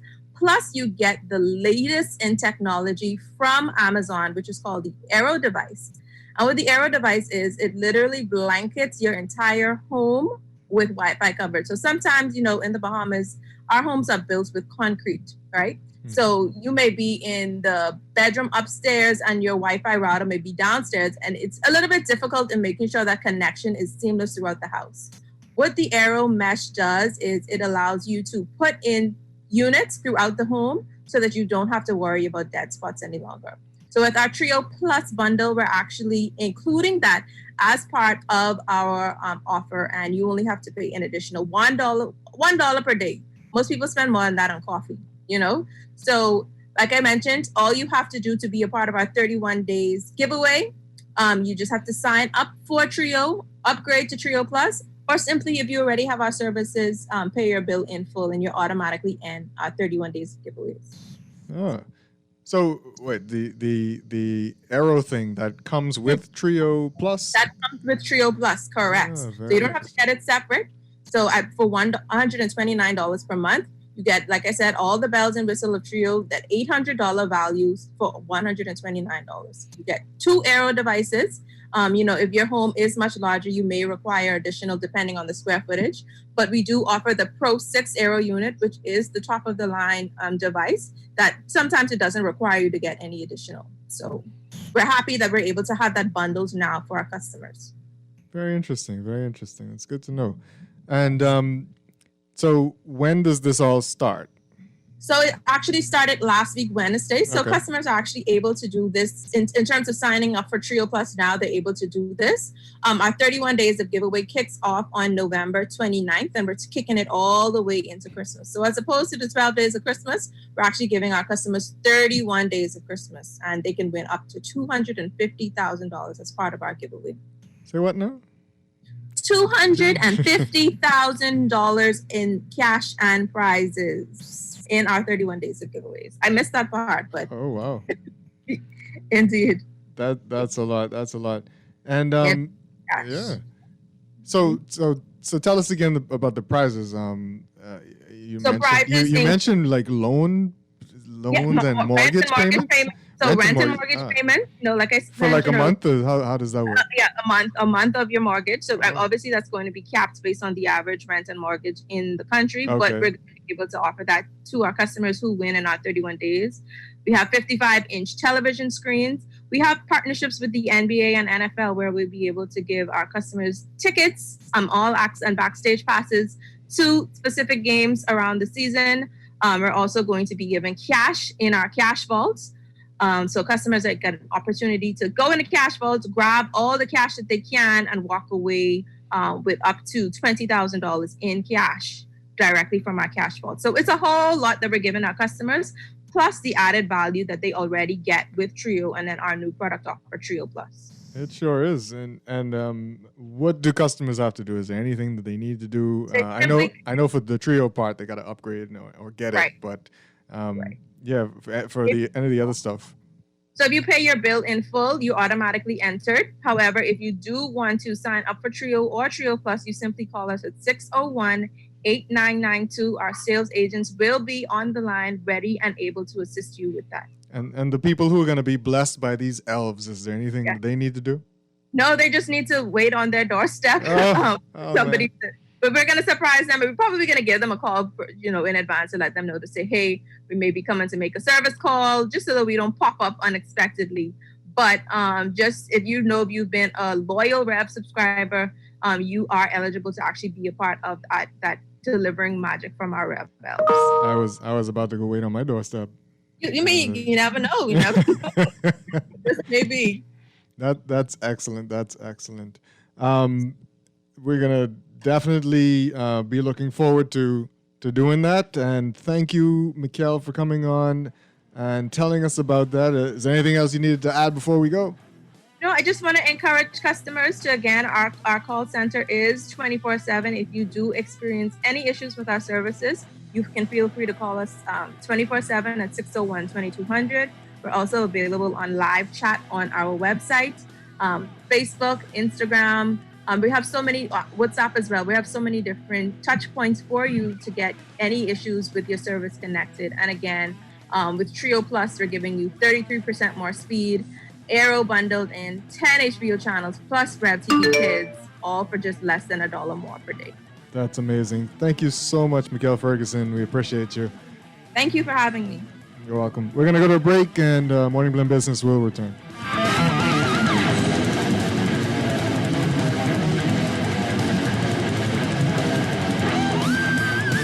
God, can you believe this? We are now the patrol queens of the neighborhood. We now large and in charge. So we need to check out what's going on in everybody's yard. What about that gun that we know that Junior and his homeboys just ran out? Can we report that too? Of course we can. But we could be in deep trouble if they find out. We need to report what we see, Beulah. When you call Crime Stoppers, they just answer your call in Miami. So then we can report everything? Guns, where they hiding the drugs, who shoot who part of which gang, or who disturbing the peace with the loud music and the motorcycles. Then our neighborhood will be the best in the Bahamas, and everybody gonna want to come live here. And then our house price will go up, gal. So what we waiting on? What's the number? If you see something, say something.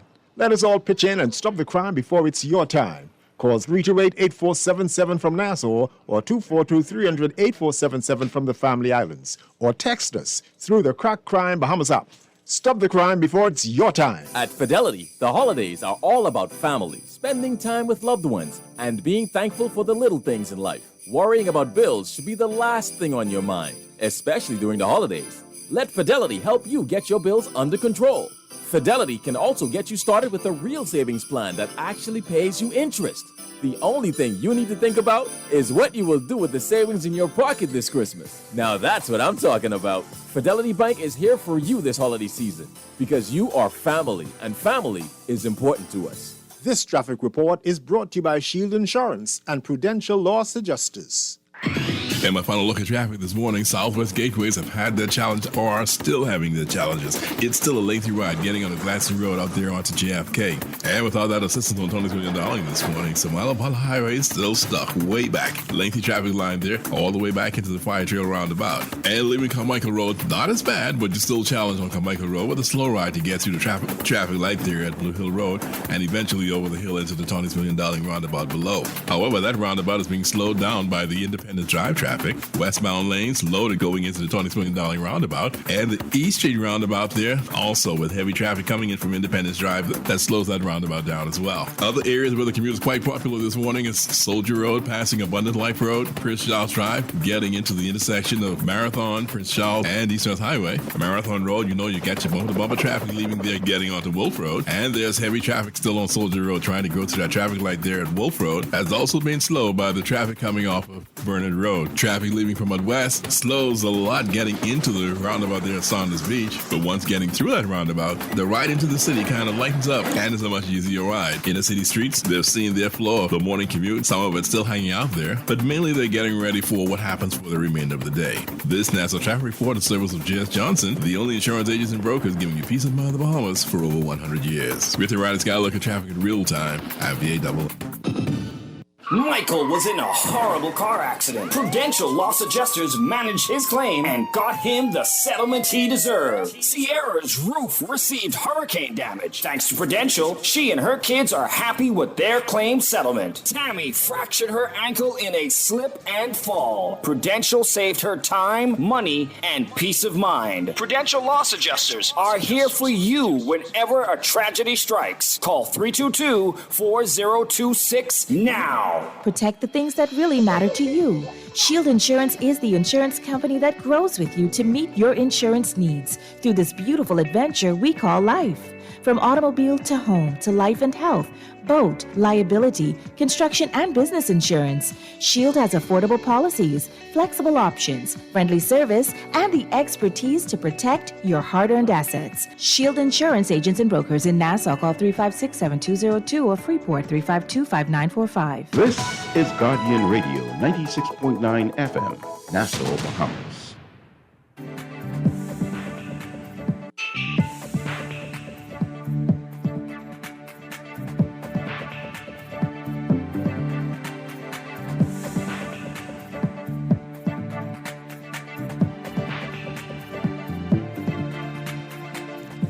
It's time for your morning blend business report brought to you by CFAL. Following downgrades by credit rating agencies Moody's and Standard & Poor's, a former finance minister and central bank governor said credit ratings agencies are being unduly harsh. On Friday, Standard & Poor's downgraded the country's sovereign credit rating to B+ from BB- with a stable outlook. On September, Moody's downgraded the Bahamas to Ba3 negative from Ba2 with a negative outlook. Both agencies cited increasing debt levels in recent years without favorable fiscal management strategies. James Smith, who served as finance minister under the last Christie administration and was recently appointed chairman of the newly formed Private Sector Debt Advisory Committee, said the analysts, in his view, are not looking seriously at the country's ability to pay its debt and are ignoring the fact that the Bahamas has never not paid its debtors. The new CDC ratings opens doors for increased leisure bookings and MICE market return. The lowering of the Bahamas' COVID-19 risk rating from 4 to 3 by the U.S. Centers for Disease Control and Prevention now means forward bookings could look even better for 2022 as meetings and incentive groups regain the confidence in this market. Director General of the Ministry of Tourism, Investments and Aviation, Joy Gibberlew, told Guardian Business yesterday, adding that the large hotels like Atlantis and Bahama can now begin to lock in groups for 2023 and 2024 in earnest. Some former White House advisors are suggesting that the U.S. invest in Bahamas' tourism to thwart China. The conversation about the relationship between the Bahamas and the People's Republic of China in terms of levels of investment versus levels of investment by the U.S. in the Bahamas has reemerged with an opinion article posted to news website The Hill suggesting the U.S. take a more active role in investing in this country's tourism product. The article's authors, Patrick Griffin and William Danvers, both former advisors to U.S. presidents, contend that the U.S. has to show countries in the region, like the Bahamas, where China has poured billions into investment loans and gifts, that they are appreciated. They say, quote, there are a few steps that would help the Bahamas and other allies in the Caribbean and throughout Latin America know that the U.S. appreciates the important role they play as neighbors and allies countering PRC outreach, that's People's Republic of China. They suggest that part of the strategy should be for the U.S. to help the Bahamas rebuild its tourism product after it was gravely set back by Hurricane Dorian and COVID-19. And the government tabled the legislation yesterday to modernize and improve the maritime sector. Minister of Transport and Housing Jo Beth Colby Davis tabled the Merchant Shipping Bill 2021, which lays out a new framework for the industry and repeals the Merchant Shipping Act 1976 and Merchant Shipping Act 1989. Overseas in business,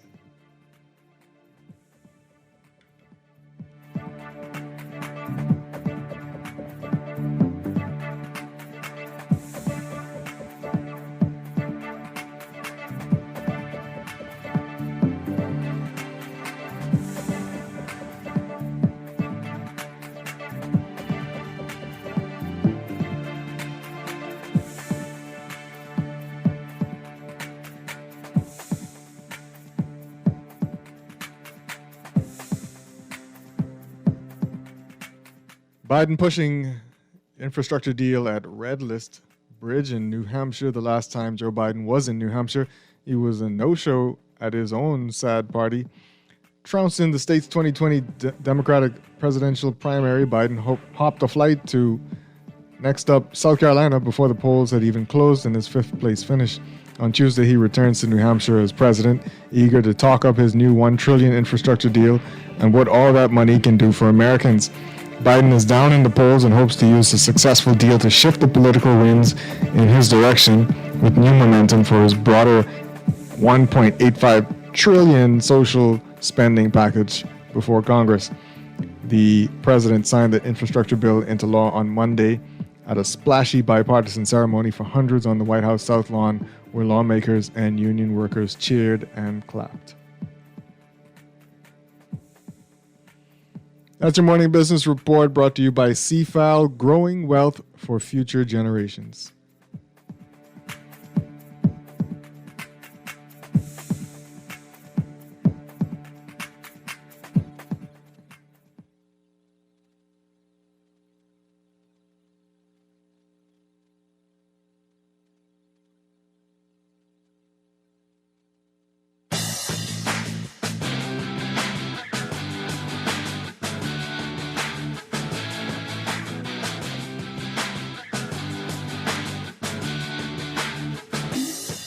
Wish that I could fly into the sky so very high, just like a dragonfly. I fly above the trees, over the seas, and all the degrees, to anywhere I please. Oh, I want to get away. Welcome back to Morning Blend Business. I'm Chester Robards, holding it down for Dwight Strachan just for another couple more minutes. Dwight's back tomorrow. And we are talking about Expo 2020. Always exciting because, you know, there's something amazing going on over there in Dubai. Here to talk to us about it, we have Janet Johnson from the Tourism Development Corporation, And we're also talking with Val Flax with Pavilion Design and artist Keishan Monroe, who are all on the line with us. Good morning, everyone. Good morning, Chester. How are you? Good morning. Good morning. I'm good. So I guess, Janet, you can start off with telling us what's going on over there in Dubai. Oh, hi. Yes, I'm delighted to be here this morning to talk about tourism business, and part of that is what's happening in Dubai.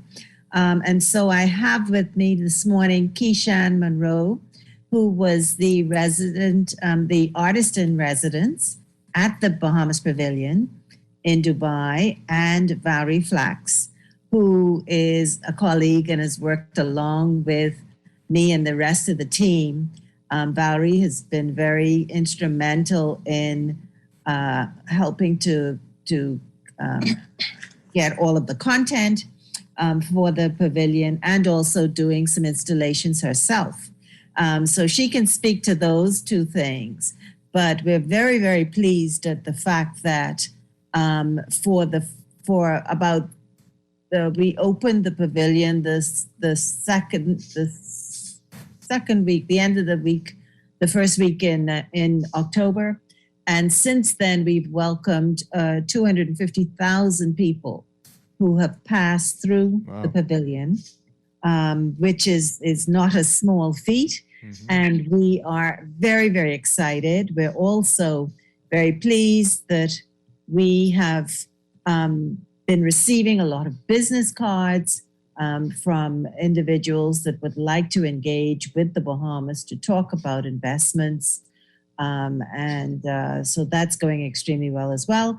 And just this weekend, the Ministry of Tourism has joined in and has sent the advance team that's going to be working in the pavilion in operations, and the rest of the team goes this week. And so we're very, very pleased to have them as a wonderful addition to the Bahamas Pavilion. But be that as it may, I'd love for the Bahamas to hear all about Keishan's installation, which is amazing. Yeah. And also about Val and all the work that she's done on the pavilion as well. And so over to both of you. Yeah, if nobody right away knows, Keishan Monroe is an amazing Bahamian artist, and you might have seen him doing a lot of work in the middle of roundabouts with some of those structures, pigeons, conch shell. Right, Keishan? Morning, Chester. Thank you.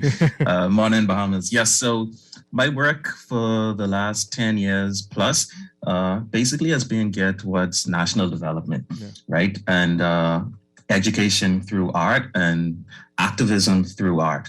So I kind of matured from just being wanting to be known as the author to actually preservation and conservation in terms of culture, as well as our ecology, our way of life, our environment, right? And so that's one of the reasons why I became part of the team that went to Dubai. And so being over there, understanding the Bahamas' position at the expo, being in the sustainability sector, the sustainability district, I decided to respond to not only my environment, the theme of the environment in which the Bahamas Pavilion exists, but to the reality of the Bahamas and the plight of Bahamians, right?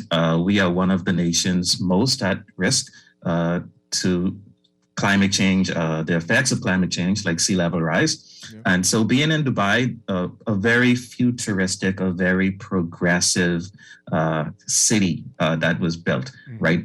This expo was basically a city that was built in the desert from scratch. And so being there and having the world represented around you, speaking about progression, I thought it only fitting, especially because the COP talks were just getting on the way as well, to bring the issue to the forefront. And so what I did was, for my time over there, I actually had a studio where I created an installation. And so my installation comprised 2 golden flamingos.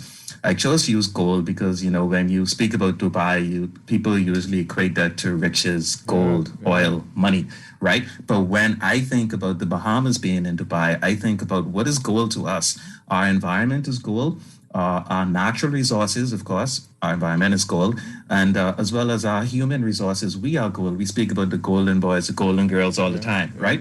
And so that is something that I feel as though we have to preserve and we have to conserve. And so the flamingo, which is our national bird, is a metaphor that I've always been using in my work as a symbol for Bahamian sovereignty. And so I sculpted 2 golden flamingos that were larger than life. Most of my work is larger than life, right? And I had them basically flying across a wall. And they weren't only flying across the wall, but they were apparently struggling. And they were struggling because they were kind of caught up in ropes that bound their wings and their limbs, right? And on the latter-most flamingo, there was a tarp, a blue tarp. And so the tarp, again, for me, is the metaphor for resilience, for the reality of megastorms, hurricanes. We see it all too often when hurricane season comes around. Persons, when they can't repair their roofs, they put up the tarp over their houses, right? And so for me, and not only in the Bahamas, not only in the Caribbean, but even various parts of the United States, you see this tarp. But in Dubai, it does not translate the same because they don't have that reality. So it's me using the reality as an artist, trying to activate those spaces or those minds to the reality of the Bahamas, showing them that whatever they do in their various respective parts of the world actually has an effect on us. And so they see screens within the pavilion and other places with these pristine blue waters, turquoise, aqua waters. But yet they have to realize that whatever you do in your environment, we pay the price for it, and vice versa. Like the Bahamas actually gives the world a lot, right? Through our ecosystems, right? And so that is one thing that I wanted to bring across artistically. Wow. And what's the media you used for that? My flamingos are fiberglass, and then I use, of course, tarp. Right. Wow, that's amazing. So, kind of paint. I hate to use this phrase, but paint a picture for us of what it looks. I honestly don't understand in my mind what the pavilion looks like. I've not really seen like big pictures of the outside. I've seen some pictures of the inside. Where is the installation? Oh, you want me to answer that? Or whoever, I'm not sure. Whoever can answer it. Yeah. Val or Jan, because Val is an architect. I can come in and talk about it. Good morning, everyone. This is Valeria Flax, or Val. You can refer to me as Val. Good morning. I'm a professor at the University of the Bahamas, and I've been involved with the project for the past 5 years now. And the project has evolved quite a bit, and we are excited to have Keishan's work in the pavilion. I can give you a description. To me, his work is showing. Can you imagine? Your normal depiction of a flamingo. They're pristine. They have the long necks. But I think what he was able to do was to show motion with the flamingos, and they are. You can see that they are in some type of struggle. So imagine the flamingo a little bit distorted because they're in the wind, or they're being moved, or they're moving in a spiral. But I think he was successful in doing that and being able to show the movement. The movement. I'll tell you a little bit more about the pavilion too. I think to give you an image of what we have. So we have a building, 7,500 square feet on the lower level. So we had this interior space to work with, and creating a circulation that took people through the story of the Bahamas was important. So we start off, it's not necessarily going to be, you have to go in the order, or it's fully curated. But of course, at first you see the history of our islands. You see from whence we came. You see some of our struggles. You see the Arawaks, you see the Loyalists, you see our, from the beginning. And then it moves into more recent events. So people go through sort of a tunnel-like structure that takes them through where they're able to experience different videos that explain the plight of the Bahamian during hurricanes. So we depicted Dorian most recently, and you can actually put on headsets. You can listen to some of the stories that happened during Dorian, and you see some of the outcome after Dorian. And I think as you leave that area, you move into an area that talks about the environment. So you have a general understanding of how climate change affects our environment, things that are being done, particularly with the underwater, with some of the things that are going on with Brief, with Bahamas National Trust. And where Keishan's piece is actually at the point when you come into an area where we want to focus on innovation. So before you get to innovation, you see his piece. It is surrounded by video screens. It has a small video screen there that still is looking at the pristine waters, our fragile environment. And then you see the flamingos. It's on a black background, so it stands out quite well. Right. And you see that movement. You see that struggle. Yeah. And I think that's fitting because then after that, you do see, we have screens there where you will be able to see the innovation. You see, the celebration of Junkanoo. You see more of the at-home in the Bahamas after that. Right. And I think, Keishan, our last conversation we were having together on the last show we were on, we were talking about how we're planning to bring some of those conversations to people back home who may not get to visit the pavilion, but to be able to have it virtually done in that space so that that dialogue is there. Okay. That would be amazing. I hope that helped. Yeah, it does, and I guess I understand now the idea of the juxtaposition that you have going on there. Right. Yeah, but for people who do not know and who probably will never get to visit it, what is it all trying to portray? Obviously, the entire life and understanding of what the Bahamas is, but what have people mostly grasped when they come in there? The resilience of the people. I think the resilience of the Bahamian people is what we were trying to capture most of all. Janet, if you have something to add to that, but for me, with the content, even though we do encounter our hurricanes time after time, we bounce back. We do come back. We do have that within us to move forward. And I think that forward, that together, that is shown, that forward, upward, onward, together, that is definitely shown by what we're displaying. Yeah. Part of what we're displaying too is, some of what we do, our culture, our craftsmanship, our artists, so a lot of that is also displayed within the pavilion as well. Right.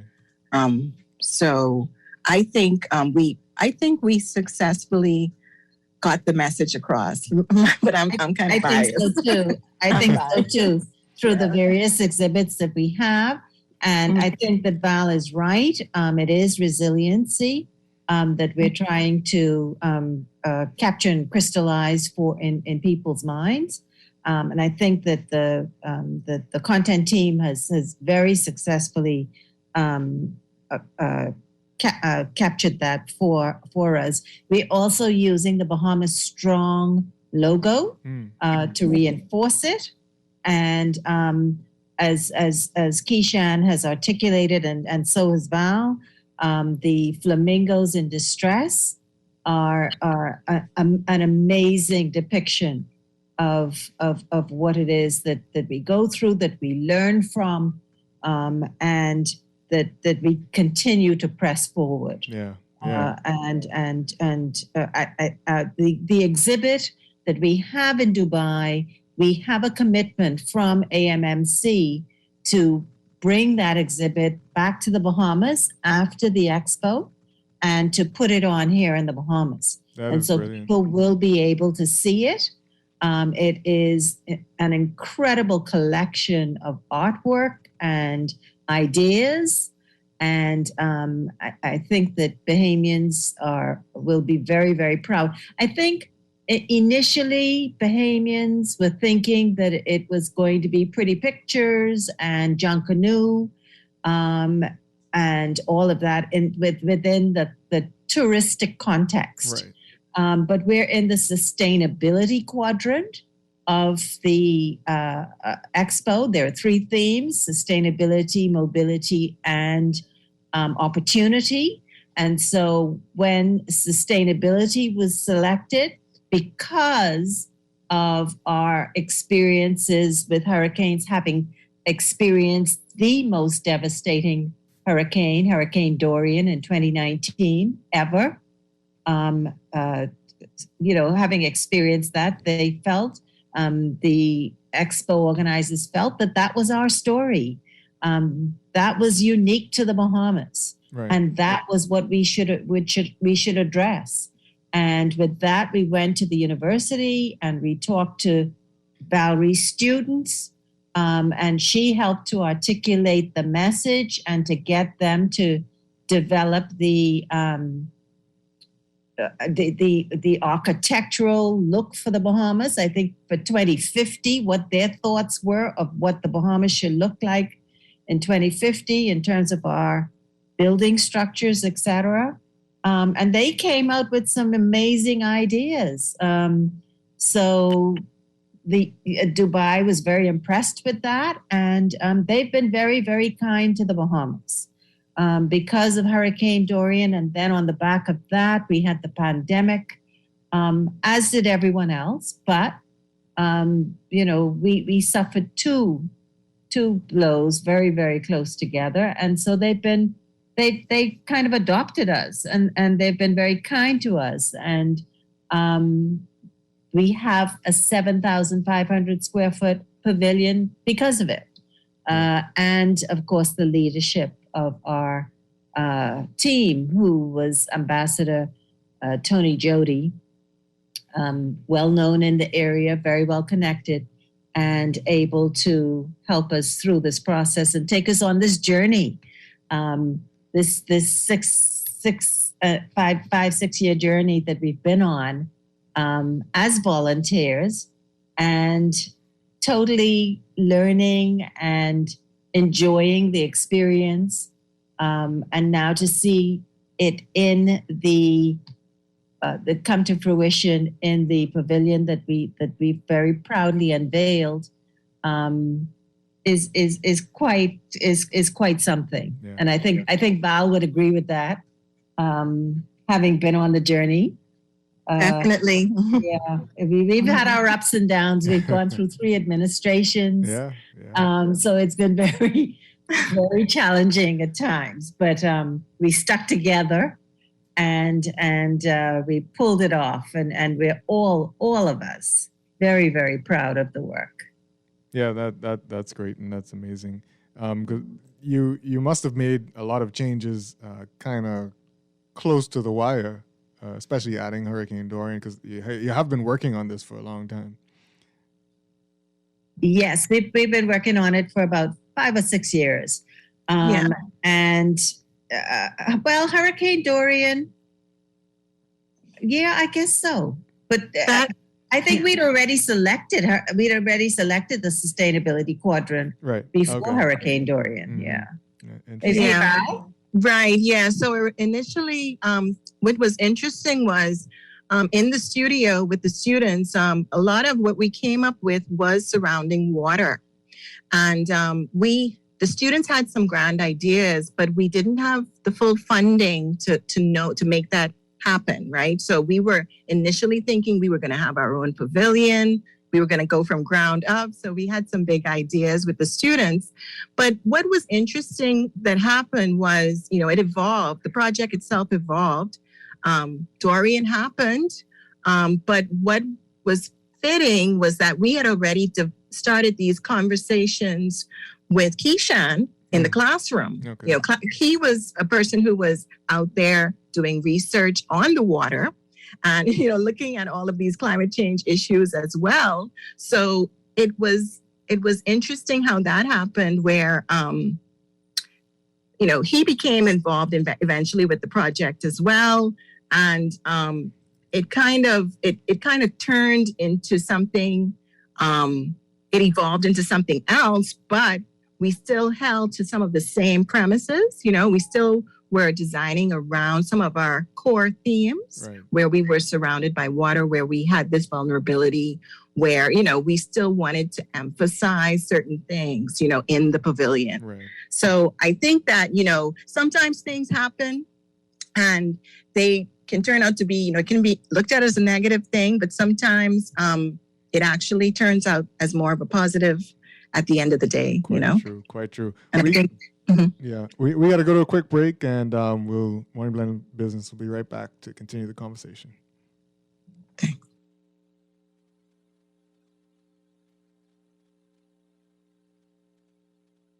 That's the sound of a bite-sized payment I made on my new laptop. Can I make a bite-sized payment on this amazing vacation?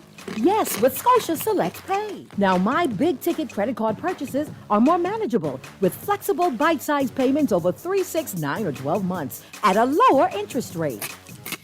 Scotia Select Pay allows me to better plan my expenses over time. The best part? No credit checks or financing application. Visit bs.scotiabank.com. Conditions apply. Cheney's Chesapeake Road Christmas Wonderland is open under the Big Tent. Get your Christmas trees in pink, frosted green, or white in a variety of sizes. Musical Christmas LED and laser lights, a large variety of tree ornaments, lighted angels and Santa tree toppers, bright and lively colored Christmas balls in all sizes, garlands, wreaths, tree skirts, stockings, and lots more. Add flowers, picks, and decorative mesh to brighten up your home or office this holiday season. And don't forget the toys at Cheney's Chesapeake Road. Check our selections online at www.cheney's.com. Boy, why you look so mashed up like clothes at the washer? No, boy, just a hard day, boy. Hard day? What happened? The breakfast lady ran out of tuna and Gretzi. We need to start joking with everything, This serious, boy. This real serious, boy. Boy, what's serious? Tell me. All right, well, today, boss gave us, boy, one big contract. And nobody else get a chance and nobody say nothing.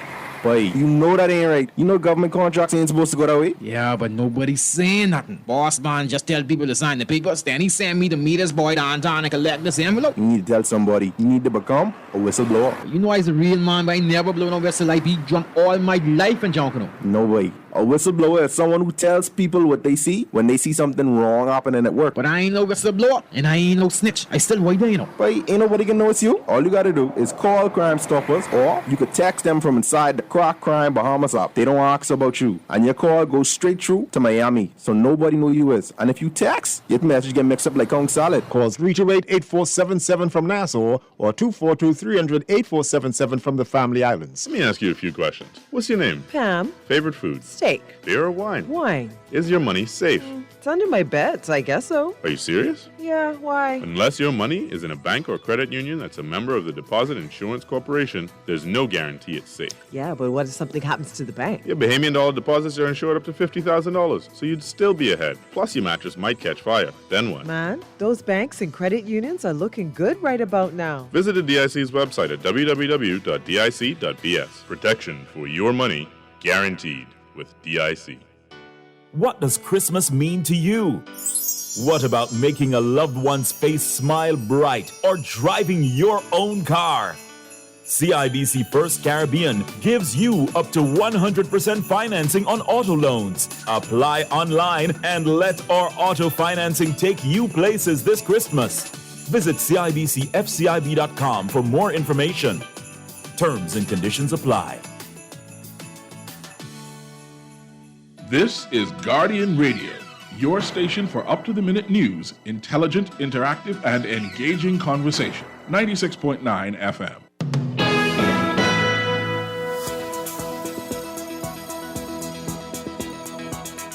And here's your final look at weather for today. The general situation, a stationary front draped across the central Bahamas, will produce bouts of active weather across portions of the island chain. Meanwhile, a strong, robust high-pressure ridge will continue to build in its wake, generating fresh to strong breezes through tonight. Boaters should remain vigilant due to the threat of possible waterspout activity in the vicinity of the frontal boundary. Beachgoers are urged to exercise extreme caution due to the risk of hazardous rip currents along northern and eastern shorelines. For the northwest and central Bahamas, weather partly cloudy, a bit warm and windy with quick passing showers and a few thunderstorms near the frontal boundary today, becoming cool tonight. A small craft advisory is in effect. Expect gusty winds and higher seas in or near heavy showers and thunderstorms. Winds northeast to east at 15 to 25 knots, seas 5 to 8 feet over open waters. For the southeast Bahamas, weather partly sunny, warm and breezy, with a few isolated showers today, becoming mostly fair and mild tonight. A small craft caution is in effect. Winds northeast to east at 15 to 20 knots, seas 4 to 6 feet over the ocean. Your daytime high temperature today, 82 degrees Fahrenheit, 28 degrees Celsius. Your overnight low temperature, 68 degrees Fahrenheit, 20 degrees Celsius. In your extended forecast for the next 2 days, the combination of a weakening frontal boundary and an influx of tropical moisture will trigger showers and thunderstorms as high pressure supports brisk breezes through the country through to Thursday. Your forecast for Wednesday, partly cloudy to cloudy, warm and windy, with widely scattered showers and isolated thunderstorms, mainly across the northwest and central Bahamas. Winds easterly at 15 to 25 knots, seas 5 to 8 feet over the ocean. Your outlook for Thursday, weather mostly cloudy to overcast and breezy with scattered to widespread showers and isolated thunderstorms across the northwest and central Bahamas. Turning partly sunny and warm with a few quick passing showers in the southeast Bahamas. Winds easterly at 15 to 20 knots, but gusty at times. Seas 4 to 7 feet over the ocean. Your tropical weather outlook, the tropics are quiet. No new tropical cyclones are expected during the next 5 days. That's your final look at weather.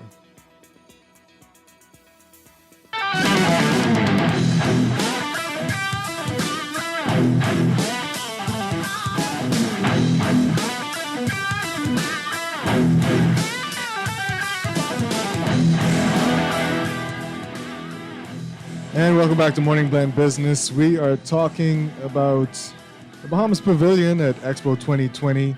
We're on with Valerie Flax, Kishan Monroe, and Janet Johnson. And we're getting an idea of what this new installation by Kishan looks like, what's happening over in Dubai, and when actually did the installation go up? The installation went up, I think it was early November, around November 4th or so. Okay.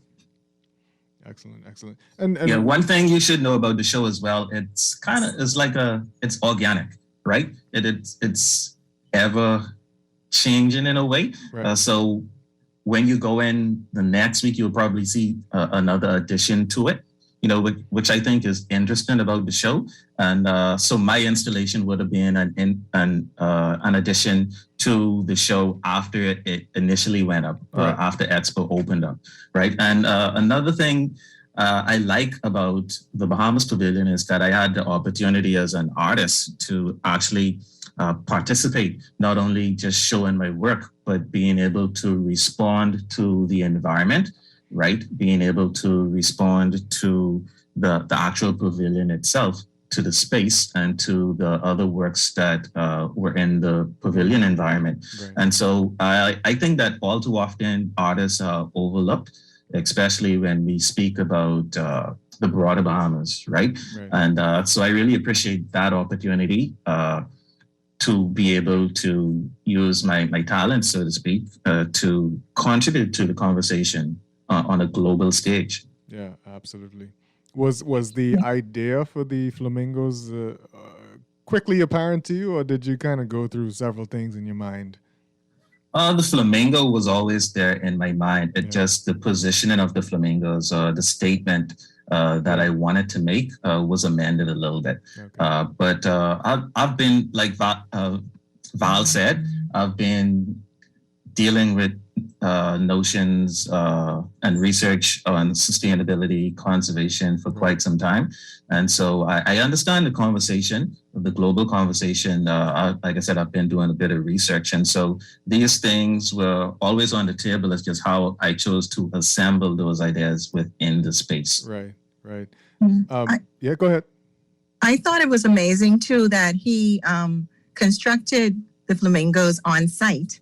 And all of that happened in Dubai. And like you were saying, I think it responded. He said it responded to the environment. So, it changed a little bit from what he may have thought it was going to be. But that's even, that makes it even more intriguing. The whole piece itself, I think. Yeah, Janet said something earlier. She called the team from the Ministry of Tourism the advanced team, and people might not know, but this is going on for a little while.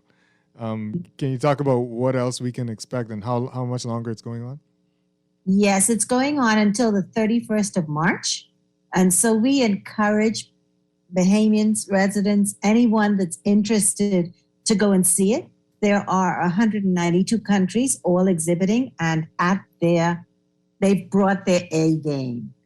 Some of the exhibits are very costly, in the millions. I think New Zealand's pavilion was like 55 million. Wow. The Saudi Arabian pavilion is, with oil money, that's over 100 million. They have really brought their A game, and the exhibits are top notch. This is something that you want to invest in. If you have a child that's learning about the world, this is the place to go, to take them. This is the World's Fair.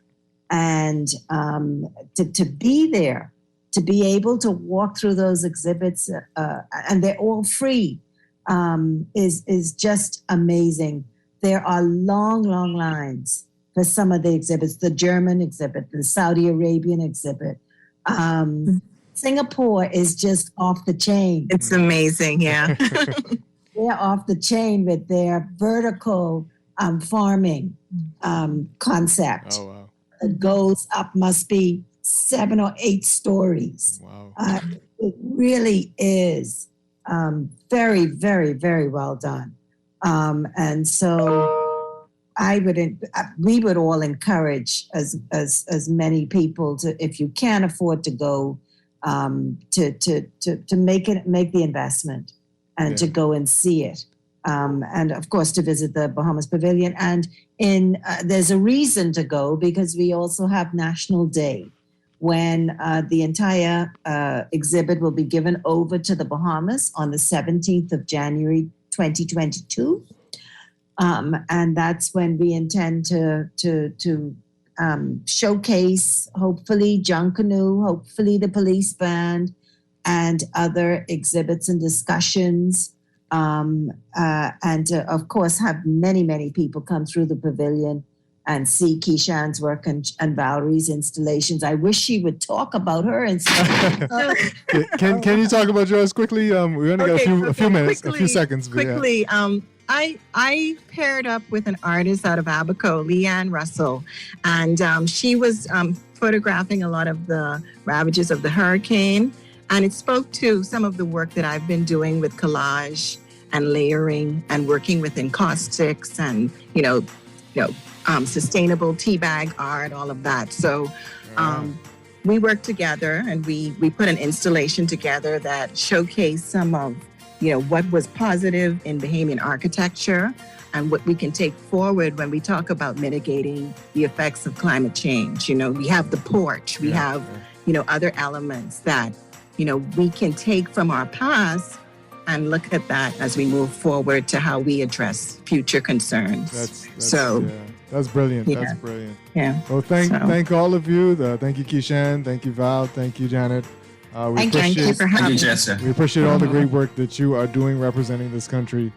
That's it for Morning Blend Business. We are back tomorrow morning at 9 a.m. right after Morning Blend here on Guardian Radio 96.9. Stay tuned for On the Clock with Aaron Green. That's coming up next. I'm Chester Robots. Have a blessed day, everybody. Be good to each other. Wake up, it's a new day. Wake wake up, it's a new day.